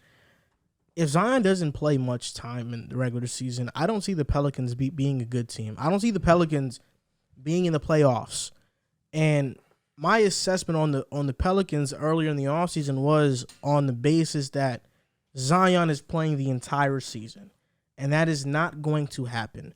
And because of that... Even then, that was still a stretch. And because of that, I don't think they'll be in the playoffs. How big of a problem is Zion's weight? That is still to be determined. How good will Willie Green be? I'm not sure. I like these pieces, but Zion is the guy that makes it all go. He's the apple to the pie, and without him, you don't have applesauce. So you can't have him. Their ceiling is a play-in. Their floor is a 12 seed to me if Zion misses extended time. Just to piggyback off what Andrew said, I actually didn't know that he was going to miss probably the first month of the season. So that right there already raises some red flags, you know what I mean? Like, you're not having your best player on the court, you're bound to lose games. So I'm I'm pretty sure we're all around the thought process of them finishing anywhere from 9 to 12. So I want to ask you guys something. What's the possibility that they end up trading someone like Brandon Ingram because this pairing really isn't going to work? I don't think Devontae Graham and Jonas Valanciunas moved the needle enough for me to say, oh, yeah, this team's going to make the playoffs. And then on top of that, them missing their best player for probably the first month of the season, that's also not a good indicator as well. So, I mean, is there any possibility that you guys see that maybe Brandon Ingram could be on the trade block by the time free agency comes around? And what offers do you think you can get for somebody like him? I think if you're moving BI, you must be moving Trey Murphy to the 3 and looking for a guard. Mm-hmm. I think that would be the next. I mean, that was their weakest position was probably the shooting guard position, right? Guard. Coach Riv. Right? Yeah, without Lonzo now, they need a point guard. They need both. I didn't like the signing of Devontae Graham either. I'd much rather have With Lonzo BI, Ball. you can get another low end All-Star. Oh, for sure. Like, do you feel that their games like mesh together? Mesh together? They don't. Brandon Ingram and Zion's game don't work together. That's what I'm saying. So Zion Brandon Ingram is a Lamborghini. Mm-hmm. He needs to be let loose. Right now, he's being used as an Audi. So That's I mean, just look. not him. So like the first month of the season, the first month of the season, like when Zion misses, that came from RP3 the natural, bro. I know. what the hell? I try to ignore it, but I know. So like, I know exactly where you got it from. So like the first month of the season, we could see it like without Zion Williamson, somebody taking touches away from an ISO heavy player in Brandon Ingram. We could see his production and everything move forward. So then I think that's kind of a good indication that maybe this season could be a season that Brandon Ingram's playing to get traded, because like I said, everybody in the West that we named are just flat out better than what the Pelicans are right now. And like I said, the addition of Devontae Graham, the addition of a new head coach who's not really experienced, the addition of Jonas Valanciunas, I mean, I think it's somewhat of an upgrade from Steven Adams offensively. But I mean, like, just outside of it, this team doesn't scream a playoff team. This team doesn't even scream, honestly, a playing team. Like I said, I can see them falling anywhere from the 11 to 12 seed. So, That's the thing about the Zion and Ingram thing. I don't think their games mesh, because I think neither. Ingram needs the ball in his hands, and I think right now, from what we've seen, the best way to maximize Zion's skill set is to have the ball in Zion's hands. Yeah. I think losing Lonzo Ball was huge. Yeah, it is. Devontae Graham was a good pickup, but Lonzo Ball had one of the highest plus minuses on the team. I think one of the highest second to Zion, and he was a huge piece to that team. I think David Griffin is a type of GM to make impulsive decisions. Yeah. Because of that, I don't think it's out of the realm to assume that Ingram does get traded, because David Griffin is always making moves. I mean, look at this roster from last year. It's a completely different roster. The moves this offseason for the Pelicans was about fixing the mistakes he made last year. That's really what it was about. And now that he has the mistakes fixed to an extent, I mean, how are these pieces going to fit? That's the real question. If Zion was healthy, I have no question about how they fit, because Zion's going to make it work. Yeah. But with him missing extended time, the Pelicans won't be very good. And they lost the playmaker. I mean, we could say what we want about Devontae Graham. He's nowhere near he's probably a better scorer. He's a more high-volume scorer. He shoots more shots than Lonzo Ball. But in terms of playmaking, I mean, right now in your starting five, your best playmaker really might be Zion Williamson, and that's your man that's going to be out for a month. So I don't like the direction. I think he's a decent playmaker. Obviously, but he's no Lonzo. He's not, but at the same time, he's still a solid defender. Even like what they say about Lonzo, they say in a half-court set, Lonzo's pretty average as a playmaker. I don't even think Devontae Graham's average as a playmaker in a half-court set. So Graham I think is what, 5'11"? Streaky shooter. He's 6'1", How many assists did he average? 5.4. Like 5'11". 5.4. I mean, look, Oh, because you think they're capping? Yeah. I'm not. Maybe adding. I'm not. Big on Impressed. the Devontae Graham which signing. is fair. I just feel like I think team got offensively better. it makes them better, Yeah, but for sure. defensively, I think it really lowers. He's a high the ceiling. volume. I mean, he takes more threes than anything, even more threes than layups. So I mean, I don't know. So moving on from the Pelicans, the Sacramento Kings are kind of in the same boat of that they have a lot of talent, but who knows how they're all going to mesh. They won 31 games last season, finished with the 12th seed. They added Davion Mitchell, Alex Len, Tristan Thompson, and Quetta, who played in their summer league team and they won a championship. Subtractions, DeLon Wright, Hassan Whiteside. The Sacramento Kings have won more summer league championships in the past 10 years than they have made the playoffs. And so they have more Summer League championships than playoff appearances in the last 10 years. They just came off a Summer League championship. Do you think this winning culture and mentality and this Summer League championship pedigree is going to translate and lead them into the playoffs? Wait, That shit means nothing to me. Yeah, I was about to say, you said how many did they win? How many Summer League championships? I think they've won 2 already. And what has it done for them up until this point? Nothing. Ray Okay. McCollum. That shit means nothing to me. Not gonna lie, nothing. Like not even. It means you had a pretty solid draft. It though. means your young players are not pretty You good. have something. to Yeah, work but with. then you get into the league and then we realize they're not that good. You know, it's just it doesn't really translate. You know, Davion. and the Kings they have talent. Luke Walton is the second best Kings coach in their team history, Yo, winning that's percentage. crazy. And he's also the Crazy. worst coach in the NBA. Who's better? Who's the 29th worst coach? If you think Luke Walton's the worst coach, who's the 29th Yo, I worst think coach? I think Jason Kidd can give Luke Walton a run for his money as the worst coach in I the don't. league. I think Jason Kidd is slightly better. You do? Yeah, I think. Yeah, I think Jason Kidd. Luke Walton's worse than the new guys. We didn't even see the new guys. I'd say 29th. Fred Hoiberg worse? Is Jim Boylan worse? Yeah, Jim Boylan. He's in that discussion though. Who's the Cavs coach? JB Bickerstaff? JT Bickerstaff, yeah. That's so impressive. I like him though. I think he's not I don't think he's JT not Bickerstaff. I play 2K a lot, bro. I like the Kings. You know, De'Aaron Fox, Tyrese Halliburton, they just picked up his option. Dope. Harrison Barnes, you know, they drafted Davion Mitchell. Marvin Bagley, we're still waiting. You know, Rashawn Holmes, he's developed to a really good player. Jared Allen or Rashawn Holmes? Jared Allen, slightly. I like Jared Allen's size and length. Whoa. Pause. Yeah. But this is a Rashawn Holmes is TBT, good man. as hell, though. TBT. TBT? Yeah, that Jared Allen, Rashawn Holmes. Throwback Thursday, yeah. For real. this is a lottery team, guys. Rashawn Let's Holmes is just a good center, though. He's good. That is wrong. this is a lottery team. No, I can't You agree. loved your high Granted, on to this De'Aaron team. Fox, he's a really good player, but this it just doesn't. Nothing they've done in the last 2-3 years have moved the needle for me to say this team. They're gonna start off hot. This is what they're gonna do. Top They're gonna seven, start top off eight hot. so They're far. gonna be on a run.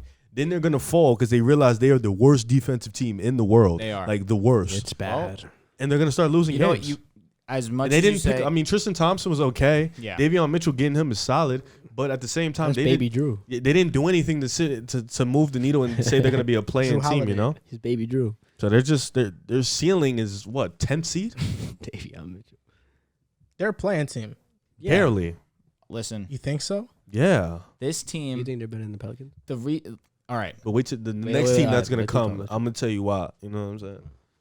this team is one of my favorites coming into the season. I can't lie to you. The only thing holding me back from really going all in on Sacramento is Luke Walton.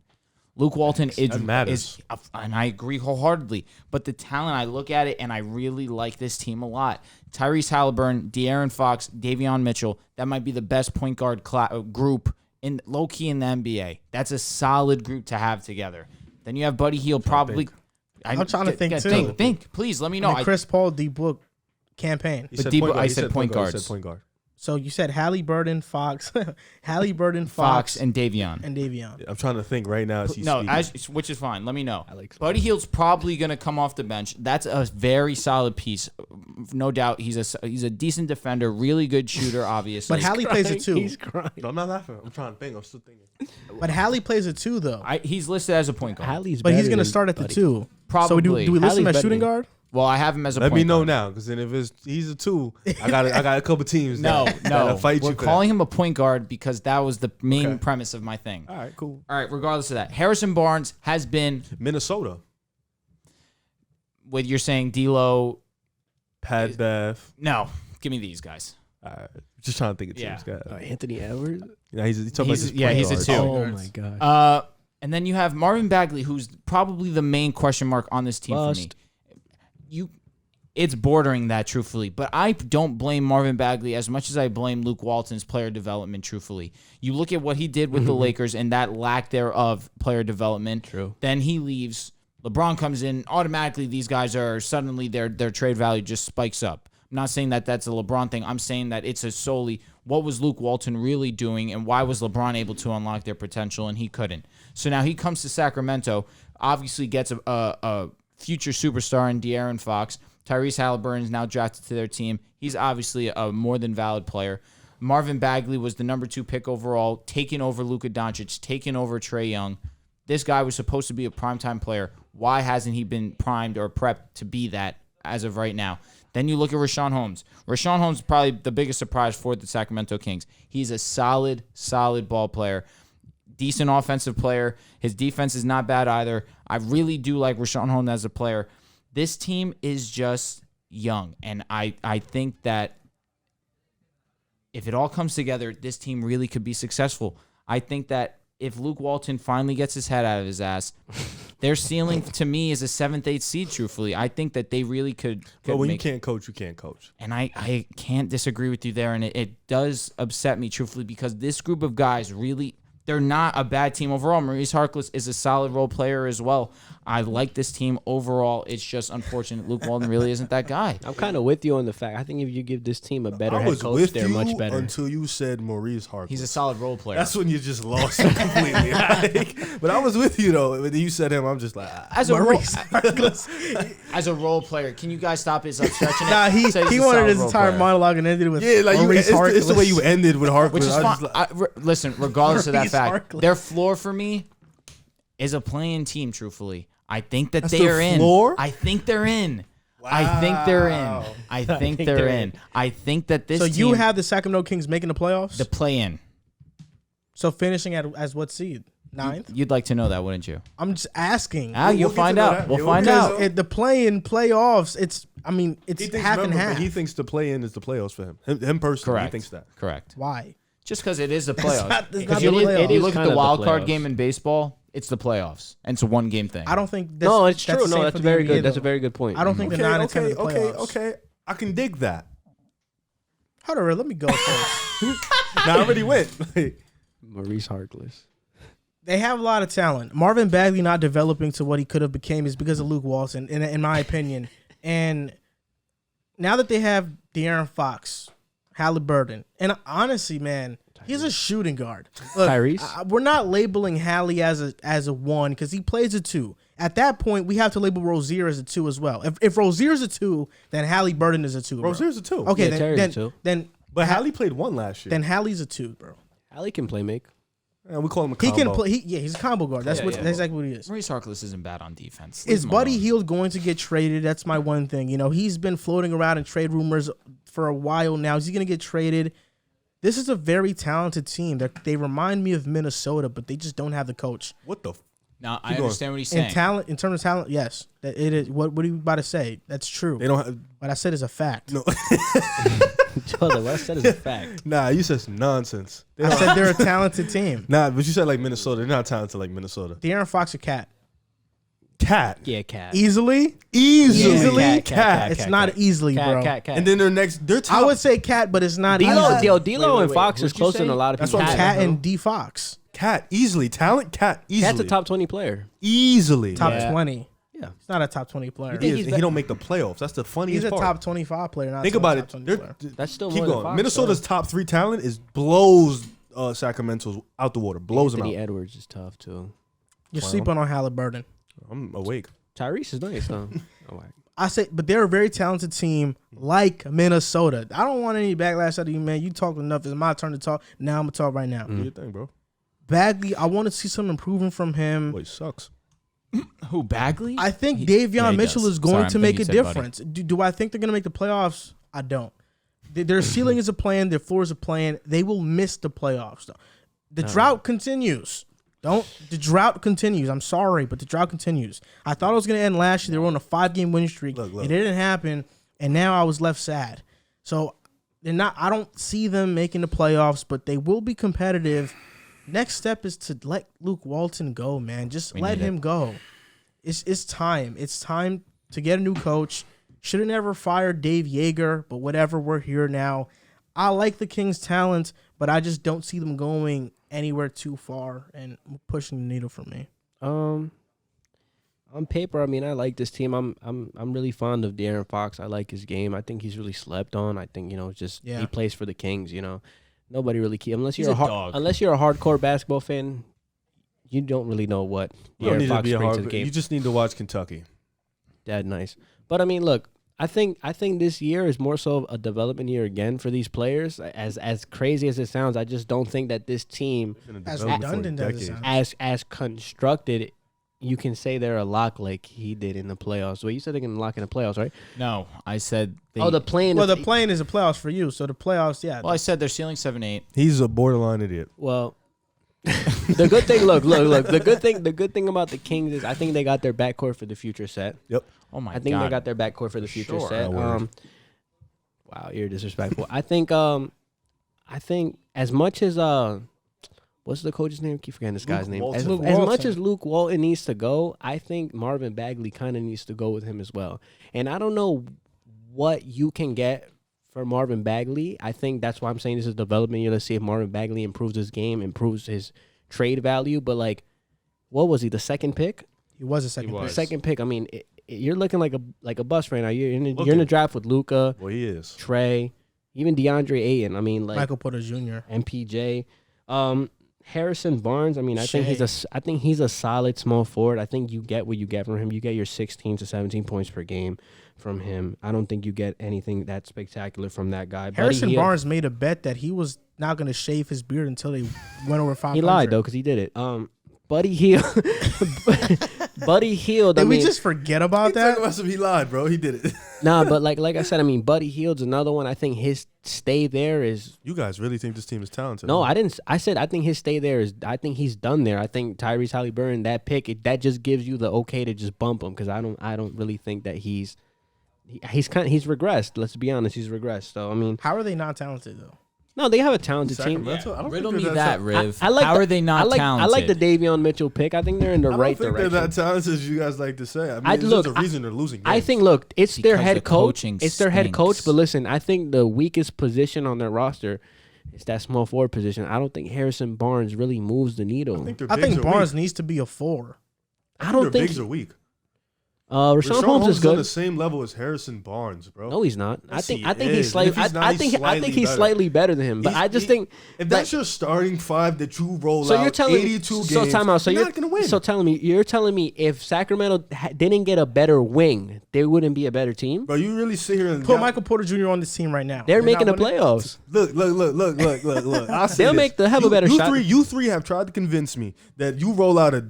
I didn't say they're making the playoffs though. No, but you three have tried to convince me that you roll out a Fox, Halliburton, Harrison fucking Barnes. I didn't say. I said you had to get rid of him.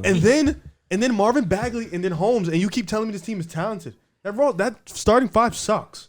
It legit sucks. No, dead ass. It sucks. I'm the one that's saying that they should get a better wing than Harrison Barnes. He keeps telling me they're talented. He's running up and look down at their backcourt though. Are the Sacramento Kings not talented? No, there's a reason they keep losing games. It's because of Luke Walton. Bro. I get it. Fox, Halliburton. That's a good start. Look, I get it. He sucks. Don't get me wrong. Who? No, Luke Walton sucks. Don't get me wrong. But when are we gonna start looking at this roster? Like maybe this roster just isn't that good. Or maybe the West is just too competitive and stacked. Oh God! Wait, how are you gonna make that argument when last year? What? Before in 2019, the bubble year, they wasn't even supposed to go to the bubble. They had no chance. They got to the bubble. They wasn't supposed to go to the bubble. They finished as a 9 seed, bro.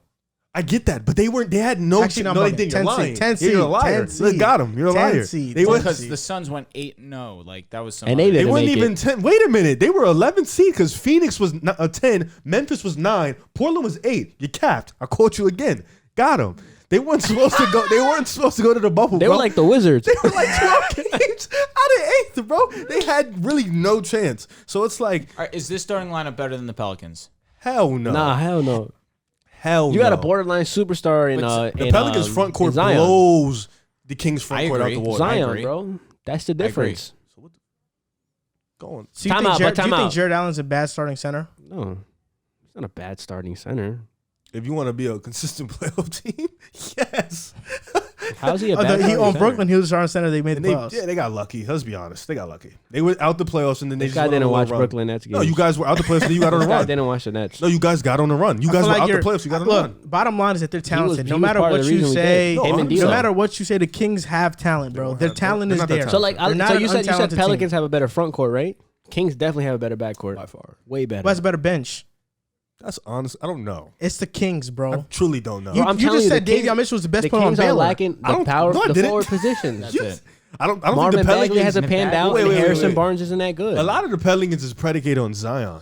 Exactly. Well, yeah, that's what why makes I the was team asking go. this question. But we've with the Kings, we've seen Fox put up the Bro, numbers. the Kings bench is this: Mitchell, Davion Mitchell, Buddy Hield. That's Good not bench. a. That's That right there was a why are you solid shopping? bench. Tristan Thompson. Terrence Davis, Nah, you lost me on that one. Tristan Thompson He's not bad. Are you serious, bro? You guys are really trying to warn off me. the bench, bro. Off We the talk about bench. talent. They got 4 talented guys. Who, Kings. in your opinion, who's that? Those 2, not even. Yo, my Buddy boy Hield. Maurice. Davion Mitchell. Then you got Tyrese Halliburton. Then you got Fox. And Bagley's a Rashawn maybe. Holmes? I wouldn't say he's talented. He's more of a hustle guy than anything. Who, Rashawn Holmes? Yeah. Can you stop? No, he's good though. I'm not saying he's Okay, whack. all right, He's more of a thank you, hustle guy. thank you. He's like a better Montrez. That's literally what he is. Bro, they have it's That's a good Fox, player. Yeah, he's a Halliburton, good player. Fox, Halliburton, Mitchell, Hield. Don't be afraid to name Harkless. Yo, Look, stop. He's decent defender. You talk about talent. I am They not have gonna talk Alex about my- Len. He's a boss. Yo, for real. If you're gonna count Bagley as half a star, then I'm gonna count Holmes as half a star. That makes 5. No, I said Bagley is half talented because we still have yet to see it, but we so don't that's know. half a star. I just don't You're think giving he's half gonna. star. But I just don't Rashawn, think we know we'll what see he him. is. So he's a full star. He's a talented guy. Who? Rashawn Holmes. I like Rashawn. Is he a He's top a 10 talented center? guy. He's more. Is he a top 10 center? Hell, He might be. He might be. honestly, No, he's not. He might he's be. not. But it's hard to think of 10. Not gonna lie. Yeah. Is Jared Allen better than him? Slightly. I don't. Is Mitchell it's Robinson like- better than him? Hell yeah. Absolutely. You think Don't Mitchell even ask that Robinson's better than question. Jared Allen? Hell yeah.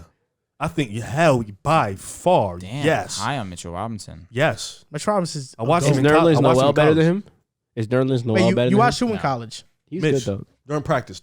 Not the games. Just practice. Mitchell Just Robinson practice. didn't go to college, bro. No, he did, but then he got kicked out. Okay. Yeah. I Don't don't worry. even know about my players, bro. No, Don't talk about my. Don't speak on something you know about, bro. What? You don't know about my players, bro. You don't know about You Mitchell didn't know Robinson. him. Yes, I did.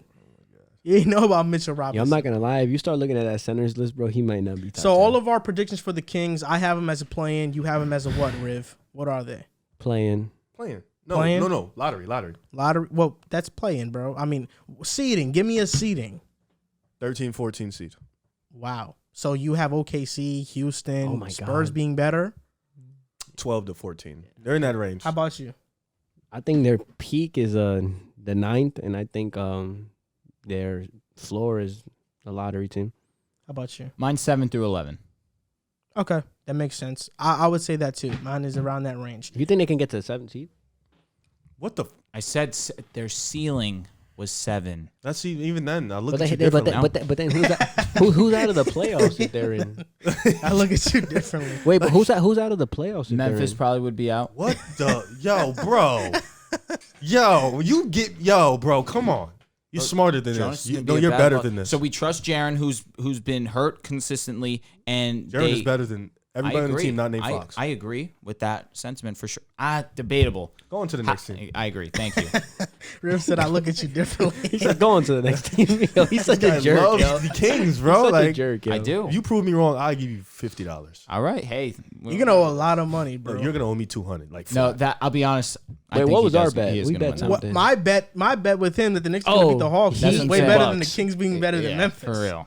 Heat and Bucks. Oh, was I our agree bet. with that. 13th. Baby. Next, on to Tucker. the next team, the Minnesota yeah. Timberwolves. This is 13th seed. This is a fun team to talk about. You know, Riv, relax, man. You've talked enough. I don't want you It's to a talk talking this show. segment. River A. This is- Smith. somebody in the comments one time was like, because I think we said during the show yeah, that I Drew talk too talks much. too much, and somebody was like, "It's a podcast. You're supposed to." That was a real dude right there. Thanks, bro. But we have increments, man. It doesn't always go like that. So that comment was fucking wrong. These are my boys right here. My new vibe. What are we running right now? 3:30. I like him.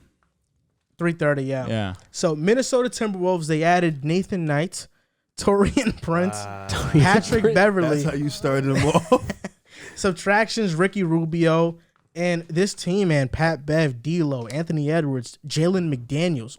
Is Jaden or Jalen? One of the Jaden. Jalen is in Yeah, Charlotte. Jaden McDaniels, who's the better McDaniel Cat. to me.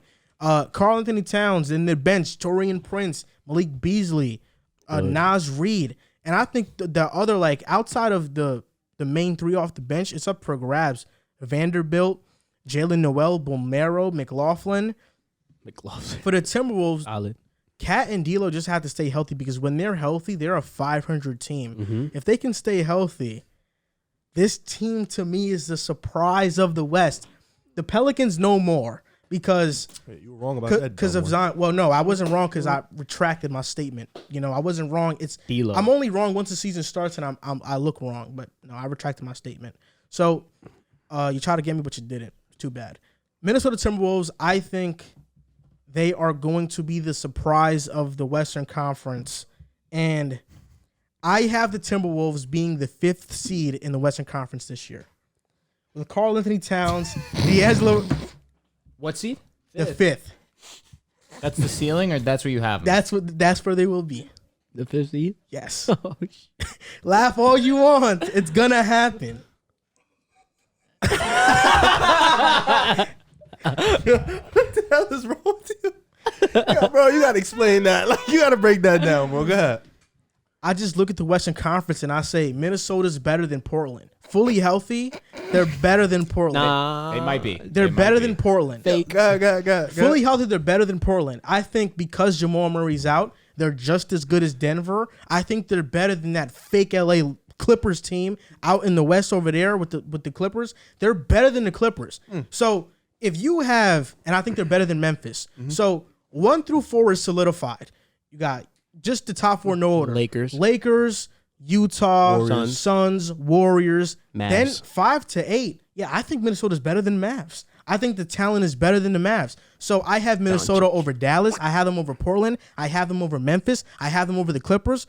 If they stay healthy, Karl Anthony Towns, D'Lo, Anthony Edwards taking that second-year leap. He averaged 24 in the second half of the season. He's going to go berserk this year. Pat Bev is the glue guy for Minnesota. That was a great grab. And that power forward position right now is up for grabs, but Jared Vanderbilt is a really good defender. McDaniels is a solid defender. The Timberwolves will surprise some teams. And now that you have Malik Beasley coming off the bench who can average anywhere from 15 to 20 any single night. Potential 6th man of the year candidate? Yeah, and Naz Reid, who's not a slouch. I think He's Chris good. Finch is a good coach. Torian Prince off the bench is not bad. I think the Timberwolves are going to surprise people. And Karl Anthony Towns is going to show everybody how good he is this year because he's been a slept-on guy for many years because they don't win. But this year is going to be the year where people say, Cat, he's top 20. 5th seed. I like Minnesota. I think Minnesota's a really good team. I think they have a lot of talent. I thought their ceiling was a 7th or 8th seed. 8th seed, playing team. I thought they can get into the play-in and definitely can make some noise. I thought their floor was a lottery team. You know what I'm saying? I don't believe they're a 5th seed though in the NBA. I feel like there's too many In the teams. West, not NBA. Sorry, pardon me. Thank you for helping me. In the West, there's just too many teams in front of them. I just think with the experience and with the fact that this team is very much injured a lot, I don't even see them getting into the playoffs because of injuries. But nonetheless, we're just going to speak bearing any injuries. This team is talented. D'Lo, first of all, their guards are spectacular. They are. D'Lo, Edwards, Malik Beasley, they have a pretty – that's why when you was like, they have a pretty talented 3-man tandem in the guard spot. And then, of course, their front court with Cat, Naz Reid, Jamie McDaniels, who's still young. He's going to come into his own. Jared Vanderbilt, who's a really, really good defender. This is a strong team. Not to mention Pat Bev, bringing that mentality over from the Clippers to Minnesota to instill into these young guys. Right. They need a guy like that, a leader like that. Yep. And I think this is going to be huge for them. I do have them making the play-in. Fact. I believe they'll make the play-in. I think this team is good enough to make the play-in bearing any major injuries. Nonetheless, 5 seed. Come on. You're acting unusual. Actually, this is usual for you because you just say crazy, bad, stupid takes. Last year, if I would have said the Knicks would have been the 4th seed, what would you have said? Listen. You were on a campaign saying, tank, Knicks, this. I was wrong. Yeah. And because I didn't have the foresight to see something like that happen. You flipped and then said Knicks are going to beat the Hawks. And then you became wrong again. So not only were you wrong that you weren't going to make the playoffs because you made the playoffs, and then you tried to flip on your Knicks and jump on their bandwagon, and then you lost. So you look dumb twice. Now listen, we're not talking about the Knicks. We're talking about Minnesota. And I think they are a really talented team from top to bottom. Their coaches still have to prove us to something. For sure. But nonetheless, I like this team. I think their ceiling is definitely an 8th seed in their floor lottery. So you said... Let them talk. No. Go ahead. Because we're basically going to say a lot. You said their ceiling is a playing team. You think they're going to be a playing team no matter what. Yes. But you're accounting for injuries happening to one of their main guys like D'Lo or Cat. I think it's possible. Okay, so If they're healthy. I said barring any injuries, I think they'll be a If playing they're team. healthy, they can't be the 5th seed. No, I think they'll be a playing. So you don't think they can be better than Dallas, the Mavericks? Nah. They can't be better than the Clippers. Hell no. Why not? Because they have Paul George, Marcus Morris, Ibaka Zubac, Serge Ibaka, and then All of Tyronn those Lue. guys outside of PG aren't even better than D'Lo. They might not be better than D'Lo. They're but you not don't even need- better than but- Anthony Edwards. But you don't need to be better than All other of those players. guys need to that just you fit. mentioned aren't better than D'Lo or Edwards. Don't need to See, be. but you're talking Facts. crazy on the Clippers. Like the Facts. Clippers with this basically same roster didn't just beat the. They don't need to be But better. they just need to do this fit. for a whole season They need now. to fit. Impossible, They need though. to fit with each other. Exactly. That's That's a all. They just fact. need to fit. I don't even know if outside of Reggie Jackson, any of those guys who named are better than Malik Beasley. No, they probably won't, but they don't need to be. That's the thing. they're a solid team. So you're solid telling team me that it's fits. PG, it's Cat, then it's 3 Timberwolves. You can say that all you want, but at Okay. the end of the day, this team has yet to prove anything when they're together. And The they Clippers haven't, have but proved. everybody The starts Clippers somewhere, have bro. proved And everything when they're that's, together. That's your problem. You are banking on the fact that your whole You're banking analysis, on health. Your whole analysis is on the fact that they haven't proved anything to me yet. I'm saying that's what they're gonna do. Yeah, they're gonna prove it to you. What you're saying is ludicrous. What you're saying is, oh, this might happen. But what I'm saying is, I've seen it happen. I've seen the Clippers come together and go to the WCF without their best player. I've seen them come together and perform admirably. We haven't seen the Timberwolves even be healthy. When's the So what last are you time? talking When's the about? last time we saw Paul George be the man on the team consensus 1A? He was the 8th seed and got bounced by last LeBron. year. He was the last what? year. He was the what? 8th seed. Oh, so he made it. Oh, okay, interesting. But how about In the last year? East. But how about last year? Last year he wasn't the He 1A. was 1A when No, Kawhi went out. He was Well, 1B. He was 1B. Kawhi is there the entire year. But you then know. he goes out and he still manages to No, I'm pull saying the win when's the last time against Utah. Paul George was the 1A and had to carry a load for a in season? Indiana for sure? And he was an 8th seed. You're gonna just So bring now up one team, and 1 that, year, right? that Indiana roster is similar to this Clippers roster. It's not far off. It's not far off. Nah, it is. It's not far This is off. what you're missing. Tyronn Lue is a top 5 coach in the NBA at this very Top moment. 5. I can Yo, name 5 better. According to Even this, if you name 5, he's at least top 10. Fact. Top Okay. 10. At least top 10 coach I think in the Chris NBA. Finch is going to be good. This is the top 5 shooting team in the NBA from the 3-point line. Oh. This is a team coming off of a Western Conference Finals appearance where they lost their best guy in the second round and they still find a way to get it done. This is a team firing on all cylinders. A team that's played together, fought for each other, cried with each other, did all this together. Like, what are you talking about? Aside from the Minnesota Timberwolves, who are very talented, and I believe in them. Okay, not talking about the Clippers. Because we established you think they'll be better than Minnesota. Without a doubt. Okay. There's no doubt in my mind. Okay, There's we'll no see. doubt in my We'll mind. see. I have some And if doubts. they play in a series, oh my God, I would take the Clippers in 6. I have some Kawhi doubts. don't need to play. I have He some don't doubts. need to play. Well, the Timberwolves beat the Clippers in the regular season last year. I Good don't know if job. you Who remember made the that. playoffs? see, Oh, but okay. that's Who was- tough actually because once you start to think about it, who's guarding Karl Anthony Towns? D'Lo is not They that can good in the stretch playoffs. the floor, though. don't He's had do it. one Off of playoff one series. sample Floor. size? One. Well, okay, so what's the next? What are we going to say then? We got to see, right? Yeah. Okay. Wait, so hold up. Cat wasn't good You in his think first you playoff think the series Blazers either. are better than? He went twice, though. Do you think Did the he really? Blazers are better than Minnesota? Yes. Okay. Ooh. Now I know where your mind stands at. So Drew, go. I mean, it's hard to follow up what you guys are saying because obviously I'm going to say a lot of the same things. It is dependent on health.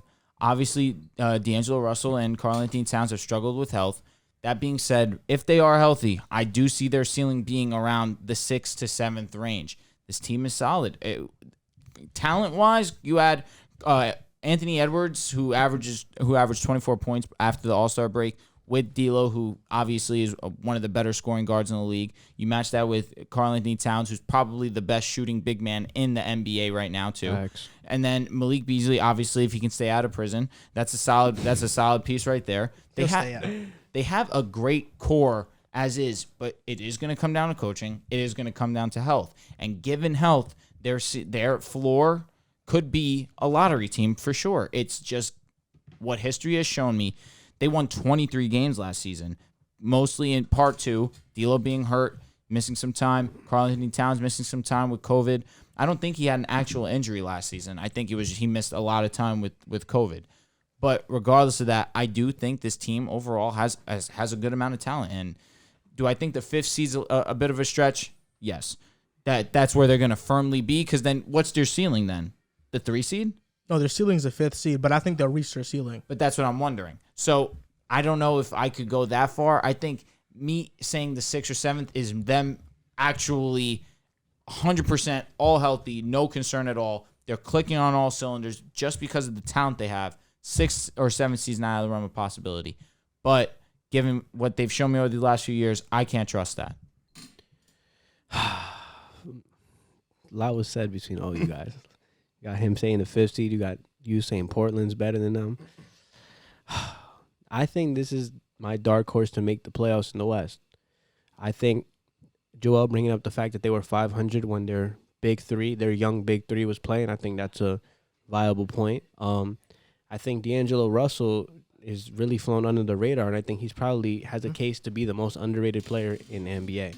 Yep. But with that being said, I mean, my ceiling for this team, I think they can make the 7th seed. My floor is I think they can make the 11th seed. I don't think they're going to be flat out bad, given if they're all healthy. Now, when we make predictions, nobody predicts with all injuries. We're predicting what they're going to be when they're healthy. And when they're healthy, what their record says is they're a 500 team. They have D'Lo. Flat, right? 500 team flat, yeah. Oh. They have D'Lo.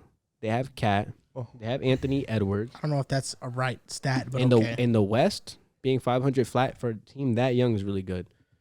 The whole young thing is Karl Anthony Towns is getting to the point where he's not we gotta young stop anymore. with it. Him and D'Lo been here for a minute, bro. Huh? Him and D'Lo have been here, bro. That young, we gonna stop that.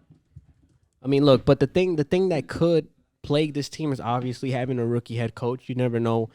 You don't know what he's going to bring to the table as a head coach. But, I mean, having Malik Beasley off your bench is not bad. I mean, that's a 18 points per game score. I don't think he's going to get that off the bench, but I think he could be a 6th man of the year candidate. I mean, like I said, I think Karl Anthony Towns is one of the 5 best centers in the league. I think D'Angelo Russell is a very underrated player, and I think Anthony Edwards is primed for a sophomore breakout. And I think if those 3 are all meshed together, it's not out of the possibility that this team can make the 7th seed. But then again, when we do predictions and everything, everybody's going to throw out but if they don't stay healthy. If they don't stay healthy, they won't make it. This is me judging them off their young, big core. They're big 3. They're young core 3 players. So, I mean, they're 12-9 when Cat and D'Lo play. See, that's not about 500. That's actually better. actually pretty good. So, I mean, That's all right. I don't know how you could see that. It's all right. I don't know how you can see that and think that this team doesn't have a shot. And I'm kind of all in on Joel. I think that this team at least has a better roster as constructed with their big 3 and their players playing is better than Portland in my opinion. Mm-hmm. I think that's not a terrible take. I don't know about them being the 5th seed. I think that's kind of like not ludicrous, but I think you're really high on them. I'm high on them, but I'm not high to that standard because you still have to realize this is going to be a lot of their first time playing in the playoffs or a lot of people's second time playing in the playoffs. So, like I said, I like the direction that this team is going in. I want this young big 3 to stay together. I think this is a very talented core. I think they have the right bench pieces. Now it's just time to see if their head coach, can really be a good coach. But other than that, I think their ceiling is the 7th seed, and I think their floor is just missing the play-in. Yeah, you said it all. I think we all said it all. Yeah. I think we'll see what happens, and we'll see who's left standing on the mantle. It definitely won't be you. It's going to be me. The addition of Patrick Beverley, not as a player, but as a Culturally. leader, I think that's pretty big Respect too. that man. I said that. I think that's pretty big. I just think Respect you that guys. I think we look at talent too much as an end all be all. Because if it was just about I have the most talented team, a lot of these talented teams would make the playoffs. Well, we've seen that with that talent, this team was 12. I don't think we've seen now, a that's, small that's, sample that's size. a very small I don't think sample we've size. seen a team in recent history with this amount of talent not live up to their potential. We haven't seen They a just team. did it last year. Ooh, They It were just hurt. seemed- They were they were hurt. hurt. They won That's 23 games. every They were year all for hurt them, though. yo. I agree with you. But and I we're said making that. these predictions just based on the fact that they're healthy. And this is why I say with these teams, like you love to bring up the Clippers, for example. One guy gets hurt, and they have another guy to step in and take that role. So if Paul George gets hurt, who's stepping in? Well, that's a star player. and what did Timberwolves have? Who did they have injured? Malik Beasley Bro, went to jail, and they couldn't do a damn Carl thing. Cat What are and you D'Lo saying? were Carl hurt, Anthony bro. Towns' But I'm mom saying passed players. away. Malik Beasley Star was, if players. Malik Beasley goes down, Yo, they're Carl screwed. Anthony Towns' mom's passed away, bro. And D'Angelo Russell missed time, bro. They weren't healthy. So obviously, if you're missing the first and second best player, or they're not only playing his all mom, together. a lot of people in his family. Yeah, I passed know. away from Of that. course, their record's going to be trash. You're saying if you miss the first, if Cat goes down, obviously That's a No, but that's a big part. But Kawhi went down and they were fine. But it was more than that though. It was Cat and D'Lo. That's their 1-2 punch. Kawhi went down and they were fine though. But they still had a good team though. That's my point though. What do you mean? I'm arguing. You're saying injuries, but if Paul George gets hurt, we're saying the same thing about the Clippers. But I'm saying they lost. You guys have stated that you think Minnesota is better. I didn't say they're better. I said they were going to be the 7th seed. I said that's around where I have the Clippers. If we're talking at. about without Kawhi, yes. But they lost their guy and were still doing their thing. They lost their guy Kawhi, but if they lose their guy PG, it's done. No, but we're saying, but they had to keep this up for the whole season though. Because that's the difference. Because if the Timberwolves lose Cat, they're done. The Clippers lost Kawhi. They're still not done, bro. That's the difference with this team, bro. But the thing is this, though. They're going to be without Kawhi for the whole season. Do you think that level of play can be sustained throughout the whole season with Paul 1,000%. George? With Paul George being your man. You're a Paul George standard, so that's obvious from you. I think he can consistently put up 24, We'll see who's left in the West. You think you have him as a lock, right? No, I didn't say that. You don't have the Clippers as a lock in the West, but you're big on Paul George. That's kind of weird. He's saying to make the playoffs. Oh, to make playoffs, yes. Yeah, just to make the playoffs. Yes. We'll see who's left standing on the mantle. I think I have an idea bro. Of who's. I'm not. I just had him in the play-in, bro. No, you're underrated. I literally just had him in the play-in. Yeah, but we think they can make the 7th to 8th seed. I literally said there's. Y'all don't listen. But you don't. I literally said their ceiling was the 8th seed. I swear to God, I just said that. Oh, you did? Yeah, I literally just said that. Their ceiling is an 8th seed? Yes. You said play-in. The 8th seed is the play-in. No, I said 7. Well, it's still the play-in. Play-in. Mm-hmm. You think 5. You're the only one that thinks they're outside and I'm the only one that's going to be right. So I'm fine. They're saying I look different, but us three have the play-in. He has the 5th seed, so I'm just confused. We're not differing too much. Yeah, I'm confused how that works. But I just think you're being a little disrespectful. You have him 7th, I have him 8th. No, but to that young core big three, I don't know. I think it's a solid young core. I think it's a really good young core. Honestly, there's nothing to be disrespectful about when they haven't done anything. I wouldn't be surprised if they're the 6th seed and they don't have to go through a play-in. I wouldn't be surprised. Would you? I don't know, bro. I don't know, bro. You just said Portland might not make the playoffs, bro. Your shit is different from mine, bro. I don't know. Okay, fair enough. That's go. Not that. Wait, hold on. That bad of a take, though. Just answer the question, though. Would you be surprised if they were the 6th seed and they didn't have to go through a play-in? Yes. Okay, you'd be surprised? Mm-hmm. Okay, smart answer. Bare minimum. Smart answer. That's not the bare minimum. 6 is not the bare minimum. No, bare minimum for them to for their ceiling, 6. That's the highest they can go. I think is 6. You said 7. No, 7. But I'm saying I wouldn't be surprised if they get 6 because you know what separates the 6th through the 4th seed. Let's say 5, not 5, that 6, much. 7 last season all had the same record. 5 is crazy though. Something wrong with them. Hey man, let's talk about the most fun team in the Western Conference, right, guys? OKC Thunder, and they finished with the 14th seed, 22-50. Right here to my right, to your guy's left, is the biggest Josh Giddey hater there is right now on the planet. This guy does not like Josh Giddey. He called him soft. He said he doesn't have great handle, said he's not a good shooter, said his defense sucks, said he's frail. But I am one of the biggest Gideons in the world, and Gideon is the word I came up with that describes a stand for a player, a stand for Josh Giddey. I'm a Gideon, so you can understand the conflict. They added Trey Mann, Josh Giddey, Jeremiah Robinson Earl, Aaron Wiggins, Derek Favors. They lost Horford, Moses Brown, Tony Bradley. To me, this is a season of growth, which means it's a rebuilding team. I think we all know that. Shea, when he was healthy, OKC was 16-19. I think getting Giddey in there to be a playmaker was huge because it takes some of the load off of Shea. I think Dort is continuing to improve. His three-point shot looks to be consistent and has translated from last season. And I just want to see Basley be better. I mean, from the field last year, he shot 39% and shot 29% from 3. That's just not good enough to be a starting forward in the NBA. He has to be better. We'll see if he'll be better. I like Poku a lot, and I like Trey Mann and Maladone a lot. I really do. We'll see where the OKC Thunder finish. I have their ceiling being as high as a 13th seed, their floor being the worst team in the West.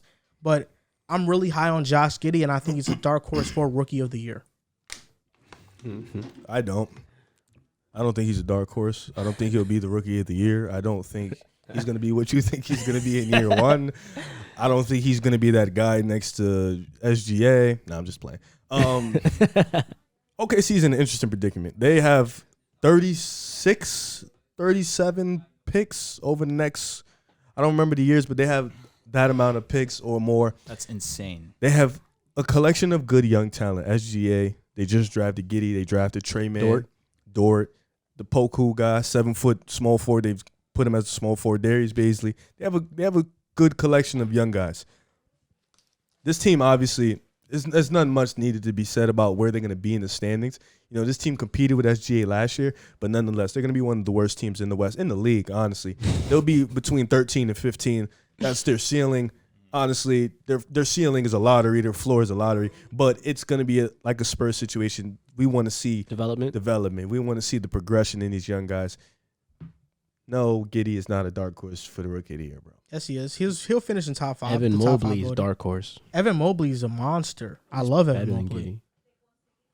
No, he's the second overall pick. On third overall I was pick. waiting for you to say something wrong. I think Evan Mobley's a dog. He's a monster. But Josh Giddey is really good too. Is Josh Giddey better than Davion Mitchell? Yes. What do you think, Riv? So who's your top 5 in who's your top 5 in Rookie of the Year voting? Davion will strap that man. Say that again? Who's your top 5 in Rookie of the Year voting? No order. Cade, Suggs, Green, Mobley. I'm wilding for Cam Thomas. I'm wilding for thinking Buck Knight. Josh Giddey's better than Buck Knight. But that's What the fuck? He is better than Is Buck Josh Knight, bro. Giddey better than Cam Thomas? Josh Giddey's better than Buck Knight, bro. Wow. Is he better than Cam? I mean, he's a better playmaker. He has better vision. He's not Good. a better He's not a better scorer. Like it's not even close. No, yeah, he's not. Like, it's not even close. Buck Knight's, that's all he can do, though. And that's all Giddey can do is play make. No, he can get to the basket. He can drive. He can You penetrate. saw a preseason game. You're so annoying. What do you mean? I saw the NBL. I saw him play overseas. Nobody cares no more about the NBL. I promise you we don't. He had better stats than LaMelo, bro. He played a bunch of guys who are not here, and they won't be here. We don't care about that no more. Well, there's better competition in college. It is better competition in college. The NBL is better competition in college. Is it not? Tomato, Use that Tomato, college tomato. shit. No, it's tomato, it's tomato. better, Because bro. the guys who are in college, they come to the NBA. So it's you can say that, but I don't really believe Wait, that the because guys, those guys 60 can't come of over the here. guys in college come to the NBA. Yeah, but those guys in the NBL don't come here. They don't come here. They don't play here. Joe So that Ingles. the whole these competitive. Yeah, I don't believe that because they don't come here because they Patty can't play Mills, here. Joe Ingles. 2 people. Who else? Outliers and Joe Ingles is okay. LaMelo. Patty Mills is good. LaMelo. Joe Ingles would cook every single college player that just got drafted, bro. I bet you if you put him and James Bucknight in a gym, give James Bucknight the ball and say play him one on one, I promise you Joe won't get the ball He's back. giving Cade Cunningham the business. Hell no. Offensively, he might. He ain't giving Jalen Green Ingles, nothing. bro. No, hold up. So just real quick. So Josh Giddey can't finish top 5. I think he'll finish above Jalen Suggs personally in MVP voting. That's because you. I mean, just- rookie of the year voting. My You're fault. biased. Do you think so? I'm not Phil? biased. I think You're it's being just. biased. I think Josh Giddey's just a really good player. I don't think he has more opportunity than Jalen. I don't think he'll. He's gonna start. So Josh is Giddey's not Jalen gonna Suggs. start. I understand Okay, what he's whatever. saying. Jalen Suggs gonna have the ball in his hands. gonna have more basically opportunity. The entire game. Josh Giddey it's gonna be Shea and Giddey. No, it's going to be gonna be Shea. Shea. You need to Combo. stop. Yeah, It's yeah. going to be Shea Shea. and Giddey. It's going Shea. to be. You want to bet? SGA. You want to bet? No, why would I bet on the OKC Thunder? I don't want to bet on You them. think Dort's gonna get more touches than Giddey? It's possible. No, it's not. Bro, you obviously haven't watched preseason, bro. I Just know I give your haven't take. because I don't want Yeah, to. that's why. Because you don't know how they're gonna run their offense. I've Preseason seen is how they're gonna literally run their offense. preseason is literally you just throw a bunch of guys out there and tell them, yo, go get warmed up, and then a bunch of the young guys go in there, go get your feet wet. That is it. You put too much stock into preseason. Preseason doesn't mean a thing, bro. I don't put much stock in. That's preseason. what you're doing right now. No, Because you watched him have 18 points, and you was like, yeah, rookie of the year, dark horse. That's what happened. That is Literally, what happened. That is what he happened. texted me after the game because I looked at his stats, and he talked about some Josh Giddey. You see, you were wrong. I looked at his stats, 18 points. I'm like, yo, this guy is crazy, bro. He saw a preseason game, which nobody played, and he was like, yeah, this is my No, guy. Shea did play in a preseason game. You didn't see that? Shea played in preseason. He said bro. he doesn't watch the preseason. I don't watch. No, but Shea played the starting lineup. The starting lineup was Favors, Giddey, Shea, Dort, and Baisley. That was the starting lineup. You think those guys are gonna start the season? Baisley, Dort, Shea started last season. I'm talking about the Favors guy. Favors is gonna start, bro, because these are only veteran center on the roster. You think they care about veteran shit, bro? Right now. I mean, if it's They not, don't. if it's not Favors, it's Isaiah Roby. And at that point, who's a better player, Roby or Favors? Who do you want to develop? Roby. You don't care about Favors at this point, bro. Yeah, but the thing about it is that Favors is the best player. Like you look, Dort They is sat Horford at a point, bro. They don't care about that, bro. Yeah, They don't. They don't. Like, come on, bro. You're smarter than that. They don't care. So you think Roby's gonna start? I don't think Derek Favors is gonna start. Okay.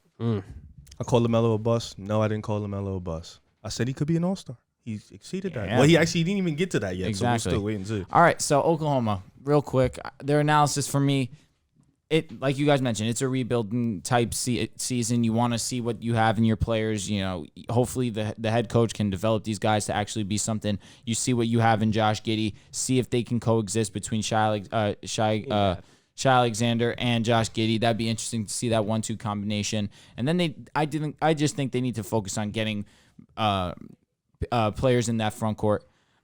In that front court, it's obviously their biggest need. Poku is a solid ball player, but we need to see more from him. Obviously, he's young. He's gonna develop. Basically, that's this whole team. It's really just about development with OKC. Like you mentioned, they have a slew of draft picks over these next coming years. Yeah.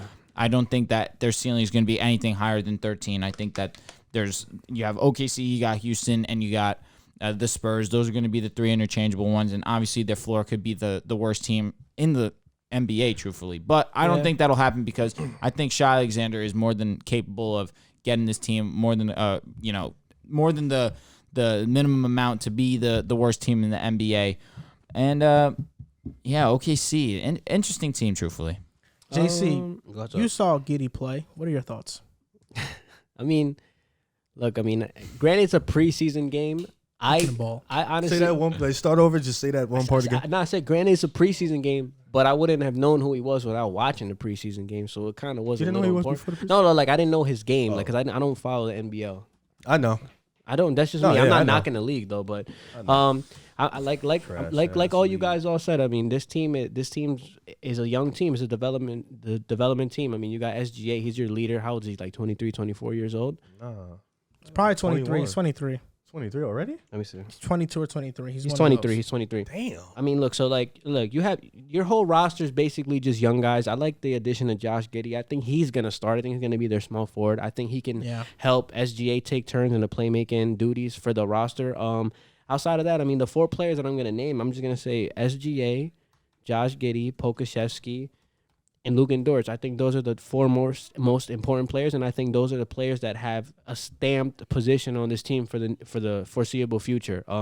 Like you said, these guys have how many? A slew of picks, like over 36 picks. Something that's ridiculous. My God, they're set. But I mean, other than that, I think I'm as a basketball fan, I'm just looking for those four players to make jumps in their game. I'm not saying to make a huge superstar jump, but just to jump in general, like maybe Pokashevsky can become there's something that all those players can do that to become better in the basketball court. But I feel like those four players are locks for what OKC has going on for them in the future, which I think is a lot because they have the most picks. But other than that, I'm not expecting much. I think their ceiling is just a lottery team. I think this team is not ready to compete in the Western Conference or in the NBA, and I think that when it's all said and done, I think this will just be a development year, and I think they'll finish top 5 in the draft in the draft position because I just don't think this team's that talented or ready yet to compete. So we haven't talked about it much, but I think Jeremiah Robinson Earl was a great pickup by OKC. He's a great hustle guy. I think he's really good. Villanova develops pros. He's a pro. Trey Mann, I think they drafted him to have another guard off the bench that can score and create along Darius with Bazley, my Maladon. fault too. Darius Bazley has shown flashes of being all right too. But yeah, I think this year is going to be a developmental year, a season of growth. And I want to know your answer, JC. Off that preseason game, Josh Giddey, what did you think of his game? I think he has a nice all-around game. I mean, I think he's a really good passer. I think he's a solid jump shooter. He can attack the rim pretty well. He has a nice floater, right hand, left hand. He has a solid game. He has a really he seems like a skilled player. It's a well-rounded player. Skilled player. I mean, I'm not gonna sit here and say he's a dark horse for the rookie of the year or whatever, but I just think he's a skilled player. I think he's he'll young. Finish top 6, 7. I think he's got You game. said top 5. Yeah, keep I lowering think it. top 5, 6, 7. Yo, it don't matter. I think no, but all jokes aside, I think the kid's got some game. Can he finish higher than Scotty Barnes? Yeah. Yeah. I don't have Scotty. Is he going to finish higher than James Bucknight? And he has more opportunity than James Bucknight. He's going to have more opportunity. At the top 4, Cade, Green, I think they're Mobley. Those 3 are probably locks to be in the top 3. Then 4 and 5, Suggs, Giddey. Really, who's going to be in that? Kuminga's not going to play much. Davion Mitchell. Davion Mitchell, I don't know if he's going to have a better. You like Cam Thomas, right? I like Cam Thomas, But he's not going to have the opportunity to really play like not that. as much as Giddey. Giddey's going to he's going to play. He's going to start. Giddey's a I'm day trying one to tell you. starter. Lock day You one starter. just told me Looney was going to start. I'm telling you, Giddey's going to start. Gangster. So Yo, like it's funny to me because like you better hope he shoots a good clip, bro. when Giddey has a good rookie year, I want you to come and apologize. I always do. I'm a man in what I do. So that's you admitting that you're going to apologize to Josh Giddey. If I did, If he I'm not plays you, well. bro. I don't run All a right, but duck then smoke. are you going to apologize to Riv For what? if he's right? And About what? Josh Giddey's not as good. Nah, as because you he's think gonna he be is. like he's He's young. gonna He's only deflect. 19. He's gonna deflect. He's got or more switch it, time. you know. So I Well, never okay, said that. What's the actually, baseline? What's the baseline? you tell me. Top 5 in the MVP and the rookie of the we know year sports, race. bro. We know what's a bad Yeah, rookie year. Like exactly. we know what's a What's the bad rookie. baseline? Okay, so let's just say if Giddey, He's already So drawn it up. yo. He's No, so, give me stats. So time I got you. So if he averages 10 points, 5 rebounds and 5 assists, is that a bad rookie year? do I have to apologize to you for 10, I 5, think and 5? we're breaking even at that point. Yeah, 10, 5, and 5. I'm taking. Yeah, we're breaking even at that point. I think that shows. okay. You know, So I think that's that the shows signs of a baseline. That's player not that a can dark get better. horse rookie of the year, though. Not in this class. So That's the baseline you're telling me I say that I have. if he's starting, I need 13. 13, okay. I need If 13. he's starting, I agree. I need I 13. think he'll average 4. I mean, my stats for him is 14, 7, and 6. Okay, That's what I have. That should be the baseline. Wow. And he'll shoot 46% from the field and 32% from 3. 14, 7, and 6 means off rip. He's better than Lonzo. No, it doesn't. It just means he's Rev, I think on he's OKC. 13, 5, and 5. I think That's he's, a I okay think he's rookie. 13, 5, and 5. I mean, but then again, I'm not saying he's gonna be a rookie of the year in the race. I'm just thinking he's a good 13, player. 5, 5 is like, all right, you're good. But he's 19 though. He's young, man. He's got time to grow into his body Exactly. and become better. Stop So, hating, man. We'll see. I mean, We'll see. I mean, You we're sound gonna like- see you sound with like everybody. a big hater. I want to see him defend. He can't He'll defend. defend. He'll Yeah. defend your guys too Ooh. on the Zach Bulls. Levine's gonna Or kill George's going him. to put him in the blender. Zach Levine's gonna kill him. So on to the very last team, the Houston Rockets, 17-55 last year. They added Jalen Green, Şengün, Garuba, Christopher, Tice, Usman and Garuba. subtractions, Kelly Olynyk, Sterling Brown. Much like OKC, I wouldn't expect much if I'm a Houston Rockets fan. This will be Not at all. This will be an up and down year. And Jalen Green, second overall pick, I love his game, but it takes volume scorers a bit of time to adjust to the NBA game. Recent example, Anthony Edwards. Last year in the first half of the season, he was very inefficient. Then he blossomed in the second half. I think something similar is going to happen with Green. I wouldn't expect much from Green out of the gate, and if he does, then that's just a testament to how great of a player he is. Gordon, Daniel House could be traded. Right now, They need to be traded. Right now, the starting lineup is Kevin Porter Jr., Jalen Green, Eric Gordon, Tice, and Christian Wood. I'm not a big fan of that lineup, but it'll do. I thought Jayshawn Tate would have been the starter. I like that they signed Armani Brooks to a guaranteed contract. I think Armani Brooks, he blossomed in Summer League. He's been showing out in preseason. Armani Brooks is a very good scorer, and he's a player that not many people are talking about because he's just making his rounds around the league and trying to find a roster spot. But I'm looking forward to watching Jalen Green, Kevin Porter Jr., Şengün, Armani Brooks, Kenyon Martin Jr., Şengün. You know, I like Şengün a lot. And Riv, Giddey, Şengün, you're lower on overseas player. I wonder why that is. But I'm looking forward to seeing these players play. And I think their ceiling is a 12-13 seed, and floor is the worst seed in the Western Conference.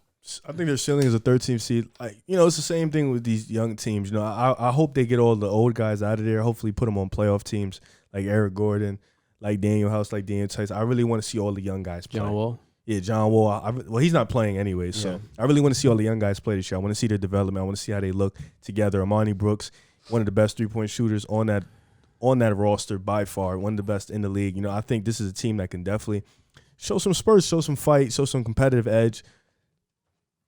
Ceiling 13th seed, floor 15th. You know, they're not going to be good. I just want to see them be competitive and, you know, maintain that progression and hopefully see the young guys improve. I want to see Garuba play. I want to see Şengün play. I think he's going to be good, Garuba. Only time will tell. You know, I want to see the hype around Şengün. I want to see these young guys play. So I'm interested to see how they manage everything. I hope the young guys get more. Garuba's going to be an elite defender. Şengün was a Turkish League MVP. You heard? Garuba's going to be an elite defender. Garuba's a role player. Now, I have a He question. locks up. The starting lineup probably will be Kevin Porter at the 1, Jalen Green at the 2, probably Jason Tate at the 3. Eric Gordon starting at the 3. That's I terrible. thought they said Tate was starting. Nah, Eric Gordon started for them in preseason. Starting lineup. So you'd have Christian Wood at the 5. Who's playing the 4 for them? Tice. Okay, that's not a horrible starting 5. Now, I am looking for Kevin Porter to... It's not horrible. I mean, it's bad, but it's not terrible. If they're one of the worst teams in the league, though, that's pretty horrible. I agree. But I do think Kevin Porter Jr. is going to continue to break out as a ball player. I think that his playmaking ability is exciting to watch. I think that he's more than capable as a scorer as well. I think that Jalen Green, obviously, I'm not sure if it's an immediate impact, but I think he will leave a mark on his team sometime during this season, whether it be just before the All-Star break, just after the All-Star break. I think sometime during this season we'll see a flash of Jalen Green and what he's going to be for the future. I wish John Wall would play with these guys, but I understand. And like you said, I do want to see the young guys actually get some burn, get some chemistry together, because the Rockets are built for the future. With Kevin Porter Jr., Jalen Green by themselves, that backcourt is very firm. I am very high on Kevin Porter Jr. He showed a few flashes last season. And Jalen Green obviously has the ceiling of being one of the best scorers in the NBA eventually. Christian Wood, if he continues to develop and go on this upward trend that he's been on over these last few seasons, the Rockets will be all right. I just don't think, obviously, that this is their time this season at least. I think their ceiling could probably maybe 12, depending if Christian Wood continues to play well, if Kevin Porter Jr. continues to develop at the pace that he's been developing, and Jalen Green obviously is who he says or who we think he's going to be. Maybe their ceiling is 12, but given the entirety of this roster, their floor for me would probably be around that 14, 15 rank too. But I personally don't believe that they'll be that. I think that they'll probably be around 13, 14. This is like we've been covering the last couple of teams. This is obviously a very young team, headlined by Jalen Green, their second pick overall. Pardon me. Then they got Kevin Porter. Then they have Christian Wood. I mean, this is just gonna be a developmental year for this team. I mean, don't expect. Is Jalen your rookie of the year? No, it's Cade Cunningham. But don't as a Rockets fan, don't expect much from this team. You heard the starting lineup that they're gonna roll out. That team that lineup's not gonna win a lot of games. Sucks. I think, just to keep it short and sweet, I think this team has a chance to be the worst team in basketball. Is Jalen Green your rookie of the year? It's Cade Cunningham. Is Jalen Green your rookie of the year? So the consensus at this table is Cade Cunningham wins rookie of the year. He has Josh Giddey. We have Cade Cunningham. But I mean, all jokes aside, I mean, Josh. You guys covered pretty much everything. In praise, he can be Cade Cunningham. That's literally what he does. Imagine if 5 years from now, Josh Giddey is better than Cade Cunningham. The world would have ended. So it's not happening. That's the stupidest shit I've ever heard. It's a terrible take. You never know what can happen. Young team. Look, because if it were to happen, now he'll go back into the vault. I said it right here. I said Josh Giddey would be better than Cade Cunningham. Houston's gonna be in a lot of games, bro. Yeah, I think so. They're gonna lose a lot of games. They are gonna lose, but this roster will be competitive. They will beat the Bulls, I believe. They'll competitively lose. Not the Knicks. They'll beat the Bulls, though. All right, let's give this final rankings. Oh, here we go. Pull up my. Okay, on to the final seedings predictions. This was a very long show. If you guys stuck with us this long, we appreciate you. And I'm going first. You're going first? Okay, I want you guys to do something now. Name your 1 through 8 first. Okay. Pause, then go to your next one. I understand. I understand, Master. Here we go. So at the 1 seed, I have the Phoenix Suns. At the 2 seed, I have the Utah Jazz. 3 seed, I have the Golden State Warriors. 4 seed, I have the Los Angeles Lakers. 5 seed, I have the Denver Nuggets. 6 seed, I have the Los Angeles Clippers. 7 seed, I have the Portland Trailblazers. 8th seed, I have the Dallas Mavericks. And running in for the play-in, at 9 seed, I got Minnesota. 10 seed, I got Memphis. 11 seed, I got the Kings. 12 seed, I got the Pelicans. 13 seed, I got the Rockets. 14 seed, I got the Spurs. And rounding out the West, 15 is Oklahoma City Thunder. So I'll go next, and I'll say 1, I got the Suns. 2, Warriors. 3, Jazz. 4, Lakers.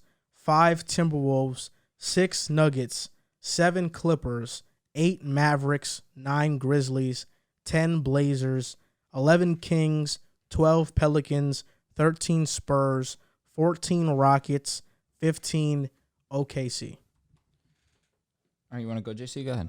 Yeah, sure. So my number 1 seed, I'm gonna have the Jazz, followed by the Lakers, then the Suns, then the Warriors, the Nuggets, the Mavs, Clippers, and then have Memphis getting that last spot.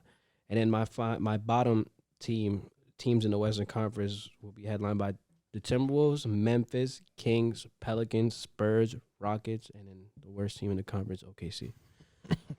OKC. All right, here we Josh go. Giddey. So my final seeding prediction will be number 1, Los Angeles Lakers. You are such a Number 2, Phoenix Suns. Number 3, Utah Jazz. Number 4, the Nuggets. Number 5, those boys in Golden State. Number 6, Dallas. Number 7, the Clippers. Number 8, Minnesota. Number 9, Memphis. Number 10, the Blazers. Number 11, my boys Sacramento. 12, Pelicans. 13, Houston. 14, Spurs. 15, OKC. You know, in your rankings, if the Clippers see Phoenix again and Kawhi comes back, we're going all the way.